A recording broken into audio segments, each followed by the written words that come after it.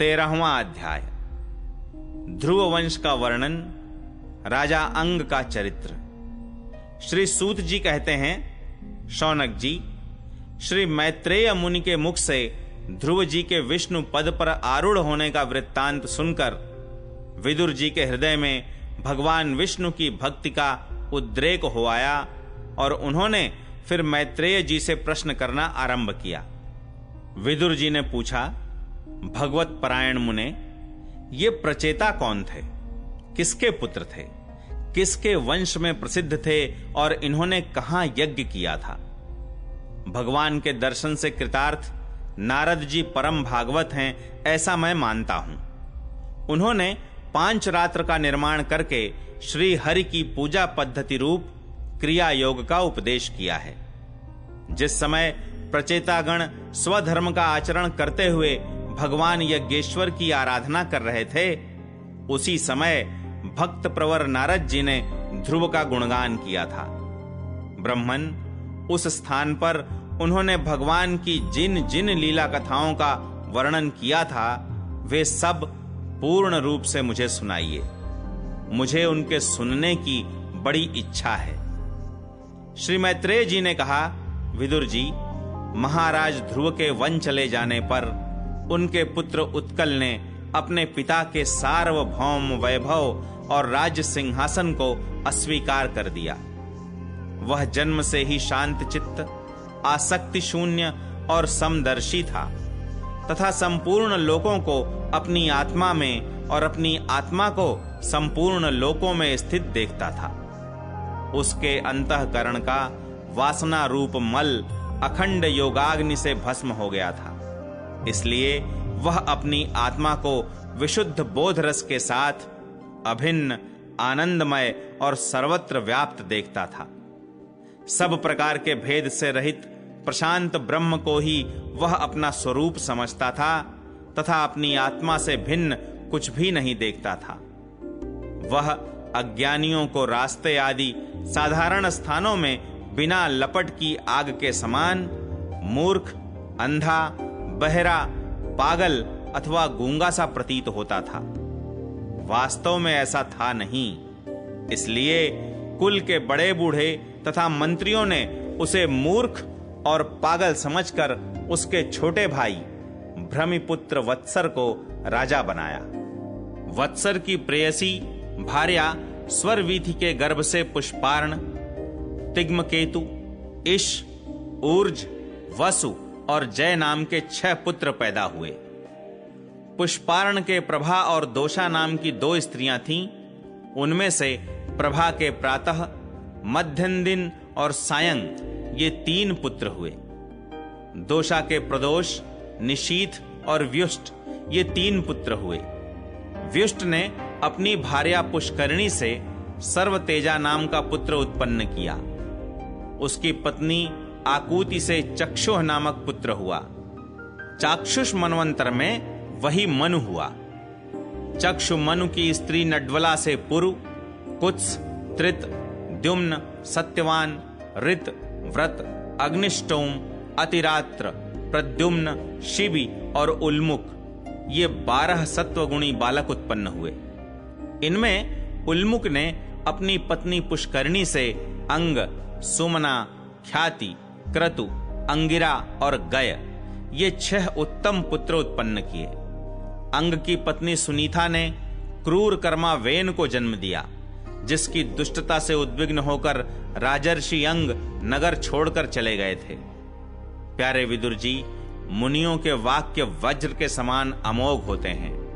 उन्होंने कुपित होकर वेन को शाप दिया और जब वह मर गया तब कोई राजा न रहने के कारण लोक में लुटेरों के द्वारा प्रजा को बहुत कष्ट होने लगा। यह देखकर उन्होंने वेन की दाहिनी भुजा का मंथन किया, जिससे भगवान विष्णु के अंशावतार आदि सम्राट महाराज पृथु प्रकट हुए। विदुर जी ने पूछा, ब्रह्मन, महाराज अंग तो बड़े शील संपन्न, साधु स्वभाव, ब्राह्मण भक्त और महात्मा थे। उनके वेन जैसा दुष्ट पुत्र कैसे हुआ, जिसके कारण दुखी होकर उन्हें नगर छोड़ना पड़ा? राजदंडधारी वेन का भी ऐसा क्या अपराध था जो धर्मज्ञ मुनीश्वरों ने उसके प्रति शाप रूप ब्रह्मदंड का प्रयोग किया। प्रजा का कर्तव्य है कि वह प्रजापालक राजा से कोई पाप बन जाए तो भी उसका तिरस्कार न करे, क्योंकि वह अपने प्रभाव से 8 लोकपालों के तेज को धारण करता है। ब्रह्मन, आप भूत भविष्य की बातें जानने वालों में सर्वश्रेष्ठ हैं, इसलिए आप मुझे सुनीता के पुत्र वेन की सब करतूतें सुनाइए। मैं आपका श्रद्धालु भक्त हूं। श्री मैत्रेय जी ने कहा, विदुर जी, एक बार राजर्षि अंग ने अश्वमेध महायज्ञ का अनुष्ठान किया। उसमें वेदवादी ब्राह्मणों के आवाहन करने पर भी देवता लोग अपना भाग लेने नहीं आए। तब ऋत्विजों ने विस्मित होकर यजमान अंग से कहा, राजन, हम आहुतियों के रूप में आपका जो घृत आदि पदार्थ हवन कर रहे हैं उसे देवता लोग स्वीकार नहीं करते। हम जानते हैं आपकी होम सामग्री दूषित नहीं है, आपने उसे बड़ी श्रद्धा से जुटाया है तथा वेद मंत्र भी किसी प्रकार बलहीन नहीं है, क्योंकि उनका प्रयोग करने वाले ऋत्विजगण याजकोचित सभी नियमों का पूर्णतया पालन करते हैं। हमें ऐसी कोई बात नहीं दिखती कि इस यज्ञ में देवताओं का किंचित भी तिरस्कार हुआ है। फिर भी कर्माध्यक्ष देवता लोग क्यों अपना भाग नहीं ले रहे हैं? श्री मैत्रेय जी कहते हैं, ऋत्विजों की बात सुनकर यजमान अंग बहुत उदास हुए। तब उन्होंने याजकों की अनुमति से मौन तोड़कर सदस्यों से पूछा, सदस्यों, देवता लोग आवाहन करने पर भी यज्ञ में नहीं आ रहे हैं और न सोमपात्र ही ग्रहण करते हैं। आप बतलाइए, मुझसे ऐसा क्या अपराध हुआ है? सदस्यों ने कहा, राजन, इस जन्म में तो आपसे तनिक भी अपराध नहीं हुआ।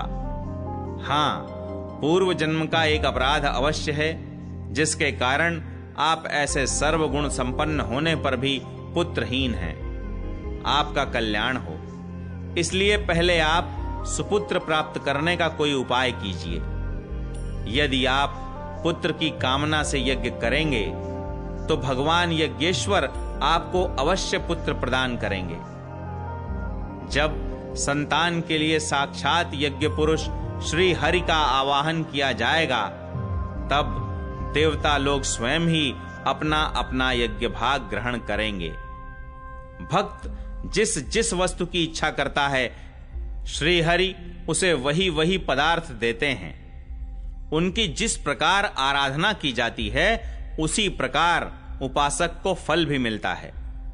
इस प्रकार राजा अंग को पुत्र प्राप्ति कराने का निश्चय कर ऋत्विजों ने पशु में यज्ञ रूप से रहने वाले श्री विष्णु भगवान के पूजन के लिए पुरोडाश नामक चरु समर्पण किया।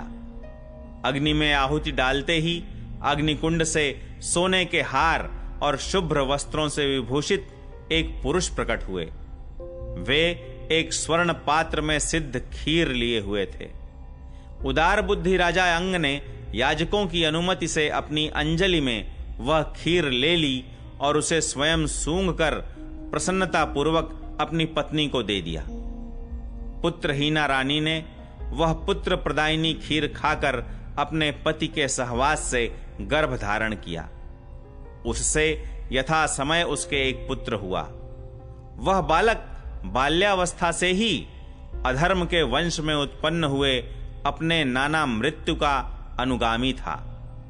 सुनीता मृत्यु की ही पुत्री थी, इसलिए वह भी अधार्मिक ही हुआ। वह दुष्ट बालक धनुष बाण चढ़ाकर वन में जाता और व्याध के समान बेचारे भोले भाले हरिणों की हत्या करता। उसे देखते ही पुरवासी लोग वेन आया कहकर पुकार उठते। वह ऐसा क्रूर और निर्दयी था कि मैदान में खेलते हुए अपनी बराबरी के बालकों को पशुओं की भांति बलात्कार से मार डालता। वेन की ऐसी दुष्ट प्रकृति देखकर महाराज अंग ने उसे तरह तरह से सुधारने की चेष्टा की, परंतु वे उसे सुमार्ग पर लाने में समर्थ न हुए। इससे उन्हें बड़ा ही दुख हुआ। वे मन ही मन कहने लगे, जिन गृहस्थों के पुत्र नहीं हैं, उन्होंने अवश्य ही पूर्व जन्म में श्री हरि की आराधना की होगी। इसी से उन्हें कुपूत की करतूतों से होने वाले असह्य क्लेश नहीं सहने पड़ते। जिसकी करनी से माता पिता का सारा सुयश मिट्टी में मिल जाए, उन्हें अधर्म का भागी होना पड़े, सबसे विरोध हो जाए, कभी न छूटने वाली चिंता मोल लेनी पड़े और घर भी दुखदाई हो जाए, ऐसी नाम मात्र की संतान के लिए कौन समझदार पुरुष ललचावेगा। वह तो आत्मा के लिए एक प्रकार का मोहमय बंधन ही है। मैं तो सपूत की अपेक्षा कुपूत को ही अच्छा समझता हूं, क्योंकि सपूत को छोड़ने में बड़ा क्लेश होता है। कुपूत घर को नरक बना देता है, इसलिए उससे सहज ही छुटकारा हो जाता है। इस प्रकार सोचते सोचते महाराज अंग को रात में नींद नहीं आई। उनका चित्त गृहस्थी से विरक्त हो गया। वे आधी रात के समय बिछौने से उठे। इस समय वेन की माता नींद में बेसुध पड़ी थी। राजा ने सबका मोह छोड़ दिया और उसी समय किसी को भी मालूम न हो, इस प्रकार चुपचाप उस महान ऐश्वर्य से भरे राजमहल से निकलकर वन को चल दिए। महाराज विरक्त होकर घर से निकल गए हैं, यह जानकर सभी प्रजाजन, पुरोहित, मंत्री और सुहृदगण आदि अत्यंत शोकाकुल होकर पृथ्वी पर उनकी खोज करने लगे। ठीक वैसे ही जैसे योग का यथार्थ रहस्य न जानने वाले पुरुष अपने हृदय में छिपे हुए भगवान को बाहर खोजते हैं। जब उन्हें अपने स्वामी का कहीं पता न लगा, तब वे निराश होकर नगर में लौट आए और वहां जो मुनिजन एकत्रित हुए थे, उन्हें यथावत प्रणाम करके उन्होंने आंखों में आंसू भरकर महाराज के न मिलने का वृत्तांत सुनाया।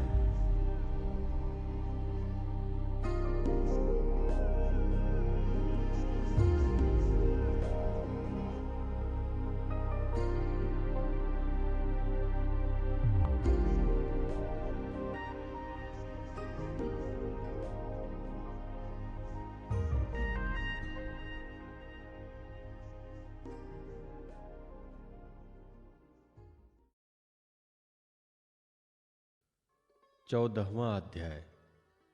राजा वेन की कथा। श्री मैत्रेय जी कहते हैं, वीरवर विदुर जी, सभी लोगों की कुशल चाहने वाले भृगु आदि मुनियों ने देखा कि अंग के चले जाने से अब पृथ्वी की रक्षा करने वाला कोई नहीं रह गया है। सब लोग पशुओं के समान उच्छृंखल होते जा रहे हैं। तब उन्होंने माता सुनीता की सम्मति से मंत्रियों के सहमत न होने पर भी वेन को भूमंडल के राजपद पर अभिषिक्त कर दिया। वेन बड़ा कठोर शासक था। जब चोर डाकुओं ने सुना कि वही राज सिंहासन पर बैठा है, तब सर्प से डरे हुए चूहों के समान वे सब तुरंत ही जहां तहां छिप गए। राज्यासन पाने पर वेन 8 लोकपालों की ऐश्वर्य कला के कारण उन्मत्त हो गया और अभिमानवश अपने को ही सबसे बड़ा मानकर महापुरुषों का अपमान करने लगा। वह ऐश्वर्य मद से अंधा हो रथ पर चढ़कर निरंकुश गजराज के समान पृथ्वी और आकाश को कंपाता हुआ सर्वत्र विचरने लगा। कोई भी द्विजाति वर्ण का पुरुष कभी किसी प्रकार का यज्ञ, दान और हवन न करे। अपने राज्य में यह ढिंढोरा पिटवाकर उसने सारे धर्म कर्म बंद कर दिए। दुष्ट वेन का ऐसा अत्याचार देखकर सारे ऋषि मुनि एकत्र हुए और संसार पर संकट आया समझकर करुणावश आपस में कहने लगे, अहो, जैसे दोनों ओर जलती हुई लकड़ी के बीच में रहने वाले चींटी आदि जीव महान संकट में पड़ जाते हैं, वैसे ही इस समय सारी प्रजा एक ओर राजा के, दूसरी ओर चोर डाकुओं के अत्याचार से महान संकट में पड़ गए हैं। हमने अराजकता के भय से ही अयोग्य होने पर भी वेन को राजा बनाया था, किंतु अब उससे भी प्रजा को भय हो गया। ऐसी अवस्था में प्रजा को किस प्रकार सुख शांति मिल सकती है? सुनीता की कोख से उत्पन्न हुआ यह वेन स्वभाव से ही दुष्ट है, परंतु सांप को दूध पिलाने के समान इसको पालने वालों के लिए अनर्थ का कारण हो गया। हमने इसे प्रजा की रक्षा के लिए नियुक्त किया था, यह आज उसी को नष्ट करने पर तुला है। इतना सब होने पर भी हमें इसे समझाना अवश्य चाहिए। ऐसा करने से इसके किए हुए पाप हमें स्पर्श नहीं करेंगे। हमने जानबूझकर दुराचारी व्यक्ति को राजा बनाया था, किंतु यदि समझाने पर भी हमारी बात नहीं मानेगा तो लोक के धिक्कार से दग्ध हुए इस दुष्ट को हम अपने तेज से भस्म कर देंगे। ऐसा विचार करके मुनि लोग वेन के पास गए और अपने क्रोध को छिपाकर उसे प्रिय वचनों से समझाते हुए इस प्रकार कहने लगे। मुनियों ने कहा, राजन, हम आपसे जो बात कहते हैं उस पर ध्यान दीजिए, इससे आपकी आयु, श्री बल और कीर्ति की वृद्धि होगी। तात, यदि मनुष्य मन, वाणी, शरीर और बुद्धि से धर्म का आचरण करे तो उसे स्वर्ग आदि शोक रहित लोकों की प्राप्ति होती है। यदि उसका निष्काम भाव हो तब तो वही धर्म उसे अनंत मोक्ष पद पर पहुंचा देता है। इसलिए वीरवर, प्रजा का कल्याण रूप वह धर्म आपके कारण नष्ट नहीं होना चाहिए। धर्म के नष्ट होने से राजा भी ऐश्वर्य से च्युत हो जाता है। जो राजा दुष्ट मंत्री और चोर आदि से अपनी प्रजा की रक्षा करते हुए न्यायानुकूल कर लेता है, वह इस लोक में और परलोक में दोनों जगह सुख पाता है। जिसके राज्य अथवा नगर में वर्णाश्रम धर्मों का पालन करने वाले पुरुष स्वधर्म पालन के द्वारा भगवान यज्ञ पुरुष की आराधना करते हैं, महाभाग, अपनी आज्ञा का पालन करने वाले उस राजा से भगवान प्रसन्न रहते हैं, क्योंकि वे ही सारे विश्व की आत्मा तथा संपूर्ण भूतों के रक्षक हैं। भगवान ब्रह्मादि जगदीश्वरों के भी ईश्वर हैं। उनके प्रसन्न होने पर कोई भी वस्तु दुर्लभ नहीं रह जाता। तभी तो इंद्रादि लोकपालों के सहित समस्त लोग उन्हें बड़े आदर से पूजो भार समर्पण करते हैं। राजन, भगवान श्री हरि समस्त लोकपाल और यज्ञों के नियंता हैं। वे वेद त्रय रूप, द्रव्य रूप और तपः स्वरूप हैं। इसलिए आपके जो देशवासी आपकी उन्नति के लिए अनेक प्रकार के यज्ञों से भगवान का यज्ञ करते हैं, आपको उनके अनुकूल ही रहना चाहिए। जब आपके राज्य में ब्राह्मण लोग यज्ञों का अनुष्ठान करेंगे तब उनकी पूजा से प्रसन्न होकर भगवान के अंश स्वरूप देवता आपको मनचाहा फल देंगे। अतः वीरवर, आपको यज्ञादि धर्मानुष्ठान बंद करके देवताओं का तिरस्कार नहीं करना चाहिए। वेन ने कहा, तुम बड़े मूर्ख हो, खेद है तुमने अधर्म में ही धर्म बुद्धि कर रखी है। तभी तो तुम जीविका देने वाले कुछ साक्षात पति को छोड़कर किसी दूसरे जार पति की उपासना करते हो। जो लोग मूर्खतावश राजा रूप परमेश्वर का अनादर करते हैं, उन्हें न तो इस लोक में सुख मिलता है और न परलोक में। अरे, जिससे तुम लोगों की इतनी भक्ति है वह यज्ञ पुरुष है कौन? यह तो ऐसी बात हुई जैसे उल्टा स्त्री अपने विवाहित पति से प्रेम न करके किसी पर पुरुष के आसन में आसक्त हो जाए। विष्णु, ब्रह्मा, महादेव, इंद्र, वायु, यम, सूर्य, मेघ, कुबेर, चंद्रमा, पृथ्वी, अग्नि और वरुण तथा इसके अतिरिक्त जो कोई दूसरे वर और शाप देने में समर्थ देवता है, वे सब के सब राजा के शरीर में रहते हैं। इसलिए राजा सर्वदेवमय है और देवता उसके अंश मात्र हैं। इसलिए ब्राह्मणों, तुम मत्सरता छोड़कर अपने सभी कर्मों द्वारा एक मेरा ही पूजन करो और मुझी को बलि समर्पण करो। भला मेरे सिवा और कौन अग्र पूजा का अधिकारी हो सकता है? श्री मैत्रेय जी कहते हैं, इस प्रकार विपरीत बुद्धि होने के कारण वह अत्यंत पापी और कुमार्गगामी हो गया था। उसका पुण्य क्षीण हो चुका था। इसलिए मुनियों के बहुत विनयपूर्वक प्रार्थना करने पर भी उसने उनकी बात पर ध्यान न दिया। कल्याण रूप विदुर जी, अपने को बड़ा बुद्धिमान समझने वाले वेन ने जब उन मुनियों को इस तरह अपमान किया, तब अपनी मांग को व्यर्थ हुई देख वे उस पर अत्यंत कुपित हो गए। मार डालो, इस स्वभाव से ही दुष्ट पापी को मार डालो। यह यदि जीता रह गया तो कुछ ही दिनों में संसार को अवश्य भस्म कर डालेगा। यह दुराचारी किसी प्रकार राज सिंहासन के योग्य नहीं है, क्योंकि यह निर्लज्ज साक्षात यज्ञपति श्री विष्णु भगवान की निंदा करता है। अहो, जिनकी कृपा से इसे ऐसा ऐश्वर्य मिला, उस श्री हरि की निंदा अभागे बेन को छोड़कर और कौन कर सकता है।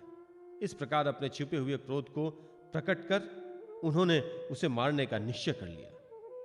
वह तो भगवान की निंदा करने के कारण पहले ही मर चुका था, इसलिए केवल हुंकारों से ही उन्होंने अपना काम तमाम कर दिया। जब मुनिगण अपने अपने आश्रमों को चले गए, तब इधर बेन की शोकाकुलता माता सुनीता मंत्रादि के बल से तथा अन्य युक्तियों से अपने पुत्र के शव की रक्षा करने लग गई। एक दिन वे मुनिगण सरस्वती के पवित्र जल में स्नान कर अग्निहोत्र से निवृत्त हो नदी के तीर पर बैठे हुए हरि चर्चा कर रहे थे। उस दिन लोगों के आतंक फैलाने वाले बहुत से उपद्रव होते देखकर वे आपस में कहने लगे, आजकल पृथ्वी का कोई रक्षक नहीं है, इसलिए चोर डाकुओं के कारण उसका कुछ अमंगल तो नहीं होने वाला है। ऋषि लोग ऐसा विचार कर ही रहे थे कि उन्होंने सब दिशाओं में धावा करने वाले चोरों और डाकुओं के कारण उठी हुई बड़ी भारी धूल देखी। देखते ही वे समझ गए कि राजा वेन के मर जाने के कारण देश में अराजकता फैल गई है, राज्य शक्तिहीन हो गया है और चोर डाकू बढ़ गए हैं। यह सारा उपद्रव लोगों का धन लूटने वाले तथा एक दूसरे के खून के प्यासे लुटेरों का ही है। अपने तेज से अथवा तपोबल से लोगों को ऐसी कुप्रवृत्ति से रोकने में समर्थ होने पर भी ऐसा करने में हिंसादि दोष देखकर इसका कोई निवारण नहीं किया। फिर सोचा कि ब्राह्मण यदि समदर्शी और शांत स्वभाव भी हो तो भी दीनों की उपेक्षा करने से उसका तप उसी प्रकार नष्ट हो जाता है जैसे फूटे हुए घड़े में से जल बह जाता है। फिर राजर्षि अंग का वंश भी नष्ट नहीं होना चाहिए, क्योंकि इसमें उनके अमोघ शक्ति और भगवत परायण राजा हो चुके हैं। ऐसा निश्चय कर उन्होंने मृत राजा की जांघ को बड़े जोर से मथा और उसमें से एक बौना पुरुष उत्पन्न हुआ। वह कौवे के समान काला था, उसके सभी अंग और खासकर भुजाएं बहुत छोटी थीं, जबड़े बहुत बड़े, टांगे छोटी, नाक चपटी, नेत्र लाल और केश तांबे के तरह उसी रंग का था। उसने बड़ी दीनता और नम्र भाव से पूछा कि मैं क्या करूं? तो ऋषियों ने कहा, निषीद, बैठ जा। इसी से वह निषाद कहलाया।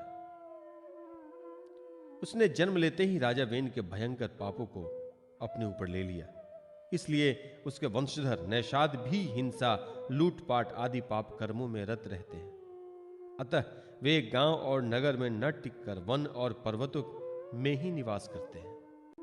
15वां अध्याय, महाराज पृथ्वी का आविर्भाव और राज्याभिषेक।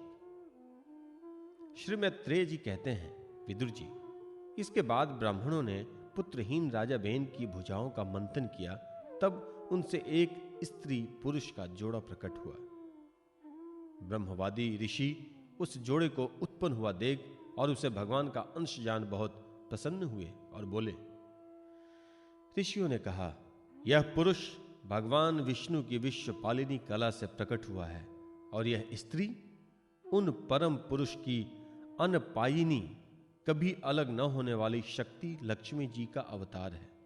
इसमें से जो पुरुष है वह अपने सुयश का प्रथन विस्तार करने के कारण परम यशस्वी पृथु नामक सम्राट होगा।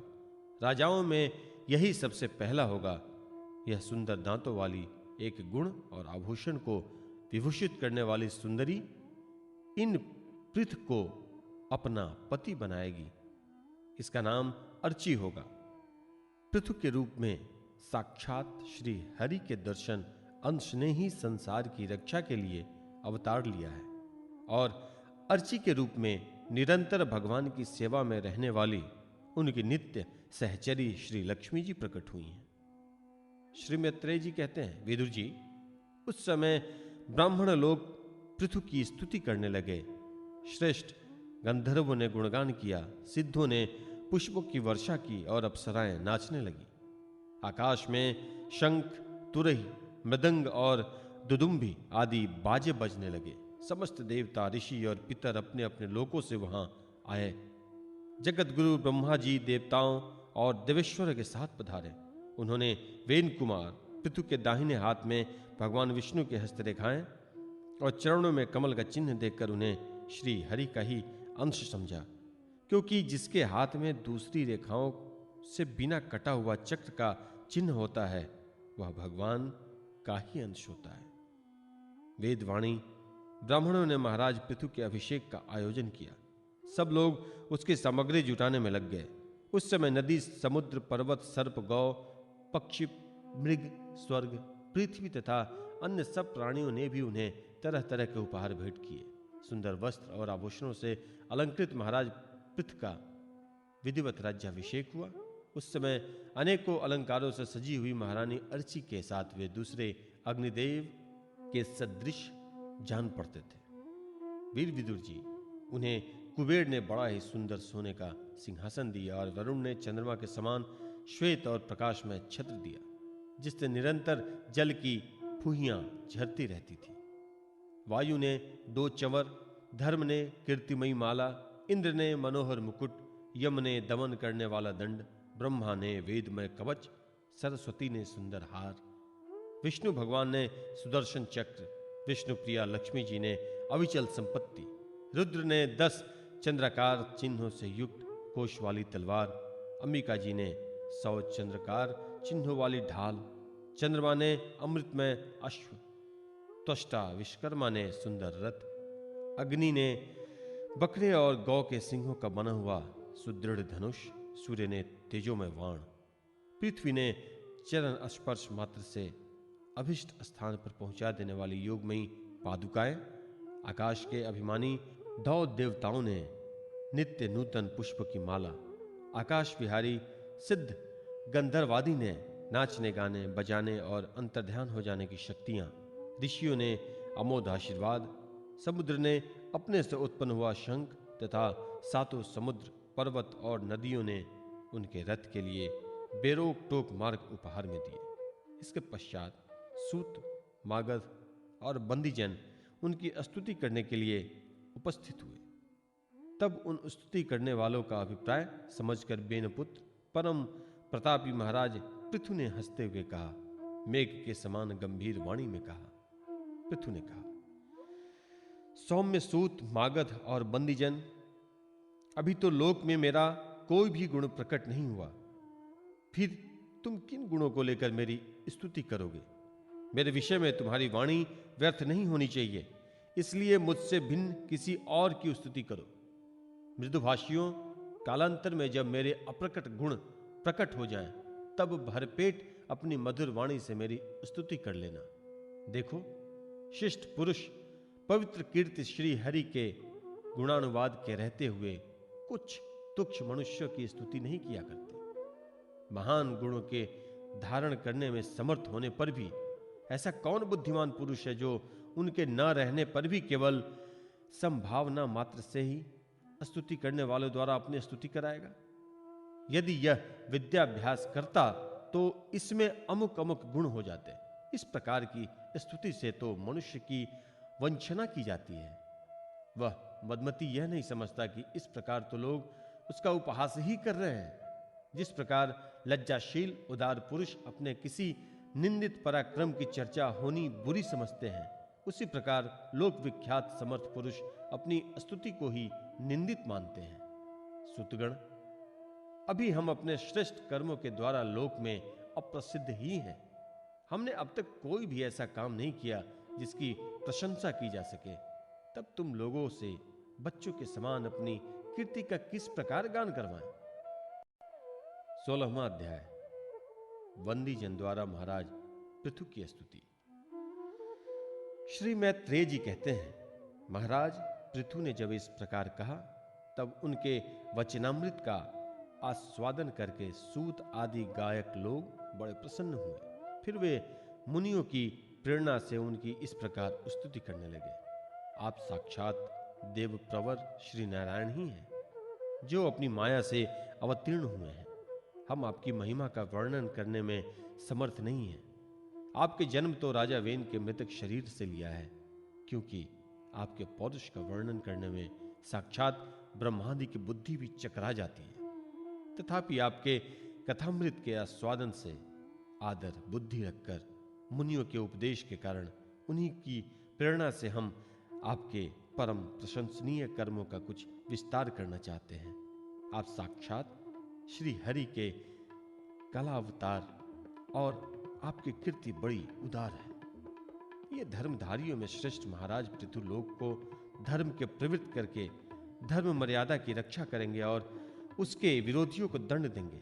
ये अकेले ही समय समय पर प्रजा के पालन पोषण और अनुर्जन आदि कार्य के अनुसार अपने शरीर में भिन्न भिन्न लोकपालों की मूर्तियों के धारण करेंगे तथा यज्ञ आदि के प्रचार द्वारा स्वर्गलोक और वृष्टि की व्यवस्था द्वारा भूलोक दोनों का ही हित साधन करेंगे। ये सूर्य के समान अलौकिक, महिमान्वित, प्रतापवान और समदर्शी होंगे। जिस प्रकार सूर्य देवता 8 महीने तपते रहकर जल खींचते हैं और वर्षा ऋतु में उसे उड़ेल देते हैं, उसी प्रकार ये कर आदि के द्वारा कभी धन संचय करेंगे और कभी उसका प्रजा के हित के लिए व्यय कर डालेंगे। ये बड़े दयालु होंगे। यदि कभी कोई दीन पुरुष इनके मस्तक पर पैर भी रख देगा तो भी ये पृथ्वी के समान उसके इन अनुचित व्यवहार को सदा सहन करेंगे।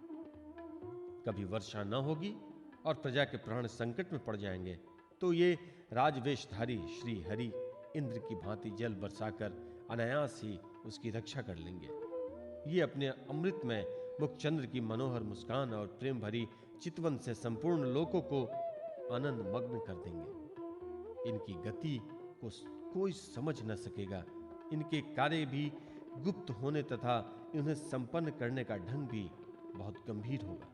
इनका धन सदा सुरक्षित रहेगा। ये अनन्य महात्म्य और गुणों के एकमात्र आश्रय होंगे। इस प्रकार मनस्वी पृथु साक्षात वरुण के ही समान होंगे। महाराज पृथु वेन रूप अरण्य के मंथन से प्रकट हुए अग्नि के समान है। शत्रुओं के लिए ये अत्यंत दुर्धर्ष और दुस्सह होंगे। ये उनके समीप रहने पर भी सेनादि से सुरक्षित रहने के कारण बहुत दूर रहने वाले से होंगे। शत्रु कभी इन्हें हरा न सकेंगे। जिस प्रकार प्राणियों के भीतर रहने वाला प्राण रूप सूक्ष्मात्मा शरीर के भीतर बाहर के समस्त व्यापारों को देखते रहने पर भी उदासीन रहता है, उसी प्रकार ये गुप्तचरों के द्वारा प्राणियों के गुप्त और प्रकट सभी प्रकार के व्यापार को देखते हुए भी अपनी निंदा और स्तुति आदि के प्रति उदासीनवत रहेंगे। ये धर्म मार्ग में स्थित रहकर अपने शत्रु के पुत्र को भी दंडनीय न होने पर कोई दंड न देंगे और दंडनीय होने पर तो अपने पुत्र को भी दंड देंगे। भगवान सूर्य मानसोत्तर पर्वत तक जितने प्रदेश को अपनी किरणों से प्रकाशित करते हैं, उस संपूर्ण क्षेत्र में इनका निष्कंटक राज्य रहेगा। ये अपने कार्यों से सब लोगों को सुख पहुंचाएंगे, उनका रंजन करेंगे। इससे उन मनोरंजात्मक व्यापारों के कारण प्रजा इन्हें राजा कहेंगी। ये बड़े दृढ़ संकल्प, सत्य प्रतिज्ञ, ब्राह्मण भक्त, वृद्धों की सेवा करने वाले, शरणागत वत्सल, सब प्राणियों को मान देने वाले और दीनों पर दया करने वाले होंगे। ये परस्त्री में माता के समान भक्ति रखेंगे, पत्नी को अपने आधे अंग के समान मानेंगे, प्रजा पर पिता के समान प्रेम रखेंगे और ब्रह्मवादियों के सेवक होंगे। दूसरे प्राणी इन्हें उतना ही चाहेंगे जितना अपने शरीर को। ये सुहृदों के आनंद को बढ़ाएंगे। ये सर्वदा वैराग्यवान पुरुषों के विशेष प्रेम करेंगे और दुष्टों को दंडपानी यमराज के समान सदा दंड देने के लिए उद्यत रहेंगे। तीनों गुणों के अधिष्ठा और निर्विकार साक्षात श्री नारायण ने ही इनके रूप में अपने अंश से अवतार लिया, जिनमें पंडित लोग अविद्यावश प्रतीत होने वाले इस नानत्व को मिथ्या ही समझते हैं। ये अद्वितीय वीर और एक छत्र सम्राट होकर अकेले ही उदयाचल प्रयत्न समस्त भूमंडल की रक्षा करेंगे तथा अपने जयशील रथ पर चढ़कर धनुष्य हाथ में लिए सूर्य के समान सर्वत्र प्रदक्षिणा करेंगे। उस समय जहां जहां सभी लोकपाल और पृथ्वीपाल इन्हें भेंट समर्पण करेंगे, उनकी स्त्रियां इनका गुणगान करेंगी और इन आदिराज को साक्षात श्री हरि ही समझेंगी। ये प्रजापालक राजाधिराज होकर प्रजा के जीवन निर्वाह के लिए गोरूप धारणी पृथ्वी का दोहन करेंगे और इंद्र के समान अपने धनुष के कोनों से बातों की बात में पर्वत को तोड़ फोड़ कर पृथ्वी को समतल कर देंगे। रणभूमि में कोई भी इनका वेग नहीं सह सकेगा। जिस समय ये जंगल में पूंछ उठाकर विचरते हुए सिंह के समान अपने आजगव धनुष का टंकार करते हुए भूमंडल में विचरेंगे, उस समय सभी दुष्टजन इधर उधर छिप जाएंगे। ये सरस्वती के उद्गम स्थान पर 100 अश्वमेध यज्ञ करेंगे। तब अंतिम यज्ञानुष्ठान के समय इंद्र इनके घोड़ों को हर कर ले जाएंगे। अपने महल के बगीचे में इनकी एक बार भगवान संत कुमार से भेंट होगी। अकेले उनकी भक्तिपूर्वक सेवा करके ये उस निर्मल ज्ञान को प्राप्त करेंगे जिससे परब्रह्म की प्राप्ति होती है। इस प्रकार जब इनके पराक्रम जनता के सामने आ जाएंगे, तब ये परम पराक्रमी महाराज जहां तहां अपने चरित्र की ही चर्चा सुनेंगे। इनकी आज्ञा विरोध कोई भी न कर सकेगा तथा ये सारी दिशाओं को जीतकर और अपने तेज से प्रजा के क्लेश रूप कांटे को निकालकर संपूर्ण भूमंडल के शासक होंगे। उस समय देवता और असुर भी इनके विपुल प्रभाव का वर्णन करेंगे। 17वां अध्याय। महाराज पृथु का पृथ्वी पर कुपित होना और पृथ्वी के द्वारा उनकी स्तुति करना। श्री मैत्रेय जी कहते हैं, इस प्रकार जब बंदी जन ने महाराज पृथु के गुण और कर्मों का बखान करके उनकी प्रशंसा की, तब उन्होंने भी उनकी बड़ाई करके तथा उन्हें मनचाही वस्तुएं देकर संतुष्ट किया।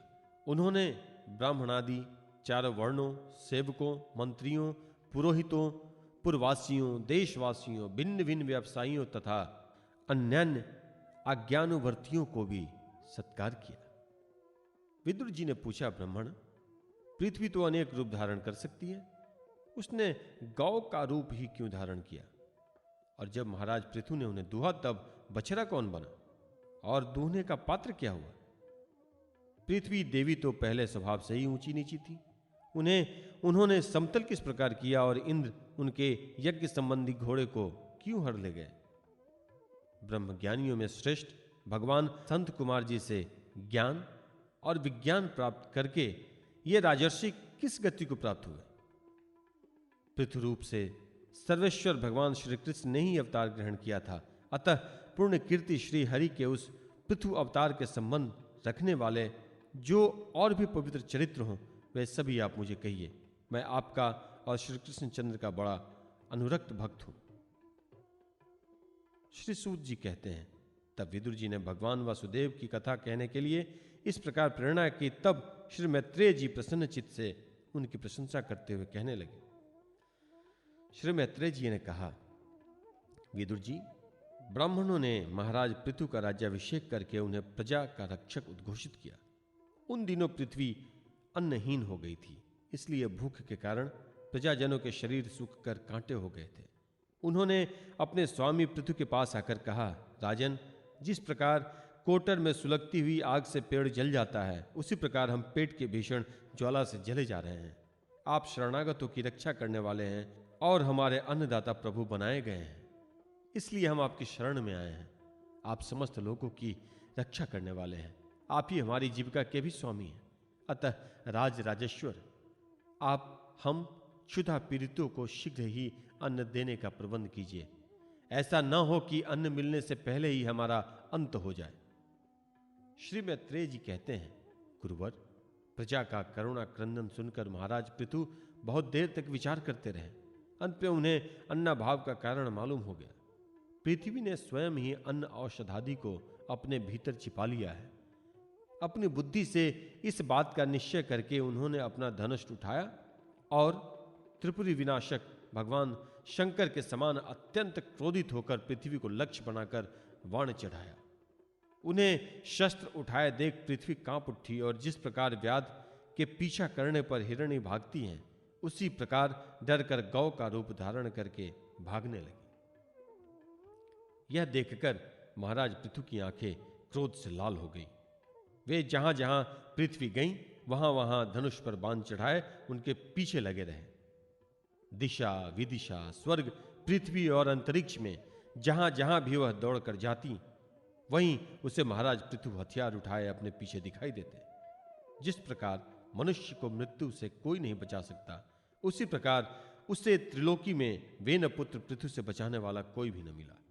तब वह अत्यंत भयभीत होकर दुखित चित्त से पीछे की ओर लौटी और महाभाग पृथु जी से कहने लगी, धर्म के तत्व को जानने वाले शरणागत वत्सल राजन, आप तो सभी प्राणियों की रक्षा करने में तत्पर हैं। आप मेरी भी रक्षा कीजिए। मैं अत्यंत दीन और निरपराध हूं। आप मुझे क्यों मारना चाहते हैं? इसके सिवा आप तो धर्मज्ञ माने जाते हैं। फिर मुझ स्त्री का वध आप कैसे कर सकेंगे? स्त्रियां कोई अपराध करे तो साधारण जीव भी उन पर हाथ नहीं उठाते। फिर आप जैसे करुणामय और दीन वत्सल तो ऐसा कर ही कैसे सकते हैं? मैं तो एक सुदृढ़ नौका के समान हूं। सारा जगत मेरे ही आधार पर स्थित है।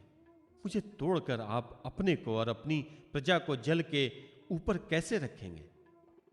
महाराज पृथु ने कहा, पृथ्वी, तू मेरी आज्ञा का उल्लंघन करने वाली है। तू यज्ञ में देवता रूप से भाग तो लेती है, किंतु उसके बदले में हमें अन्न नहीं देती। इसलिए आज मैं तुझे मार डालूंगा। तू जो प्रतिदिन हरी हरी घास खा जाती है, अपने थन का दूध नहीं देती, ऐसी दुष्टता करने पर तुझे दंड देना अनुचित नहीं कहा जा सकता है। तू नासमझ है। तूने पूर्व काल में ब्रह्मा जी के उत्पन्न किए हुए अन्नादि के बीजों को अपने में लीन कर लिया और अब मेरी ही परवाह न करके उन्हें अपने गर्भ से निकालती नहीं। अब मैं अपने वाणों से तुझे छिन्न भिन्न कर तेरे मेदे से इस क्षुधातुर और दीन प्रजाजनों का करुण क्रंदन शांत करूंगा। जो दुष्ट अपना ही पोषण करने वाला तथा अन्य प्राणियों के प्रति निर्दय हो, वह पुरुष, स्त्री अथवा नपुंसक कोई भी हो, उसका मरना राजाओं के लिए न मारने के ही समान हुआ है। तू बड़ी गर्वीली और मदोन्मत्ता है। इस समय माया से ही यह गौ का रूप बनाए हुए है। मैं वाणों से तेरे टुकड़े टुकड़े करके अपने योग बल से प्रजा को धारण करूंगा। इस समय महाराज पृथु काल की भांति क्रोधमयी मूर्ति धारण किए हुए थे। उनके ये शब्द सुनकर धरती कांपने लगी और उसने अत्यंत विनीत भाव से हाथ जोड़कर कहा। पृथ्वी ने कहा, आप साक्षात परम पुरुष हैं तथा अपनी माया से अनेक प्रकार के शरीर धारण करने वाले गुण में जान पड़ते हैं। वास्तव में आत्मानुभव के द्वारा आप अधिभूत, आध्यात्म और अधिदैव संबंधी अभिमान और उससे उत्पन्न हुए राग द्वेषादि से सर्वथा रहित है। मैं आपको बार बार नमस्कार करती हूं। आप संपूर्ण जगत के विधाता हैं। आपने ही यह त्रिगुणात्मक सृष्टि रची है और मुझे समस्त जीवों का आश्रय बनाया है। आप सर्वथा स्वतंत्र हैं। प्रभु, जब आप ही अस्त्र शस्त्र लेकर मुझे मारने को तैयार हो गए हैं, तब मैं और किसकी शरण में जाऊं? कल्प के आरंभ में आपने अपने आश्रित रहने वाली अनिर्वचनीय माया से ही इस चराचर जगत की रचना की थी और उस माया के ही द्वारा आप इसका पालन करने के लिए तैयार हुए हैं। आप धर्म परायण हैं, फिर भी मुझ गोरूप धारणी को किस प्रकार मारना चाहते हैं? आप एक होकर भी मायावश अनेक रूप जान पड़ते हैं तथा आपने स्वयं ब्रह्मा को रचकर उनसे विश्व की रचना कराई थी। आप साक्षात सर्वेश्वर हैं। आपकी लीलाओं को अजितेंद्रिय लोग कैसे जान सकते हैं? उनकी बुद्धि तो आपकी दुर्जय माया से विक्षिप्त हो रही हैं। आप ही पंचभूत, इंद्रियें, उनके अधिष्ठात्री देवता, बुद्धि और अहंकार रूप अपनी शक्तियों के द्वारा क्रमशः जगत की उत्पत्ति, स्थिति और संहार करते हैं। भिन्न भिन्न कार्यों के लिए समय समय पर आपकी शक्तियों का आविर्भाव, तिरोभाव हुआ करता है। आप साक्षात परम पुरुष और जगत द्विधाता हैं। आपको मेरा नमस्कार है अजन्मा प्रभु। आप ही अपने रचे हुए भूत, इंद्रिय और अंतःकरण रूप जगत की स्थिति के लिए आदिवराह रूप होकर मुझे रसातल से जल के बाहर लाए हैं। इस प्रकार एक बार तो मेरा उद्धार करके आपने धराधर नाम पाया था। आज वही आप वीर मूर्ति से जल के ऊपर नौका के समान स्थित मेरे ही आश्रय रहने वाली प्रजा की रक्षा करने के लिए अभिप्राय से पहने पहने वाण चढ़ाकर दूध न देने के अपराध में मुझे मारना चाहते हैं। इस त्रिगुणात्मक सृष्टि की रचना करने वाली आपकी माया से मेरे जैसे साधारण जीवों के चित्त मोहग्रस्त हो रहे हैं। मुझ जैसे लोग तो आपके भक्तों की लीलाओं का भी आशय नहीं समझ सकते। फिर आपकी किसी क्रिया का उद्देश्य न समझे तो इसमें आश्चर्य ही क्या है। अतः जो इंद्रिय संयम आदि के द्वारा वीरोचित यज्ञ का विस्तार करते हैं, ऐसे आपके भक्तों को भी नमस्कार है। 18वां अध्याय, पृथ्वी दोहन। श्री मैत्रेय जी कहते हैं, विदुर जी, इस समय महाराज पृथु के होठ क्रोध से कांप रहे थे। उनकी इस प्रकार स्तुति कर पृथ्वी ने अपने हृदय को विचार पूर्वक समाहित किया और डरते डरते उनसे कहा, प्रभु आप अपना क्रोध शांत कीजिए और मैं तो प्रार्थना करती हूं, उसे ध्यान देकर सुनिए। बुद्धिमान पुरुष भ्रमर के समान सभी जगह से सार ग्रहण कर लेते हैं। तत्वदर्शी मुनियों ने इस लोक और परलोक में मनुष्यों का कल्याण करने के लिए ही कृषि, अग्निहोत्र आदि बहुत से उपाय निकाले और काम में लिए हैं। उन प्राचीन ऋषियों के बताए हुए उपायों का इस समय भी जो पुरुष श्रद्धापूर्वक भली भांति आचरण करता है, वह सुगमता से अभिष्ट फल प्राप्त कर लेता है। परंतु जो अज्ञानी पुरुष उनका अनादर करके अपने मन कल्पित उपायों का आश्रय लेता है, उसके सभी उपाय और प्रयत्न बार बार निष्फल होते रहते हैं। राजन, पूर्व काल में ब्रह्मा जी ने जिन धान्य आदि को उत्पन्न किया था, मैंने देखा कि यम नियम आदि व्रतों का पालन न करने वाले दुराचारी लोग ही उन्हें खाए जा रहे हैं। लोक रक्षक आप राजा लोगों ने मेरी पालन और आदर करना छोड़ दिया, इसलिए सब लोग चोरों के समान हो गए हैं। इसी से यज्ञ के लिए औषधियों को मैंने अपने में छिपा लिया।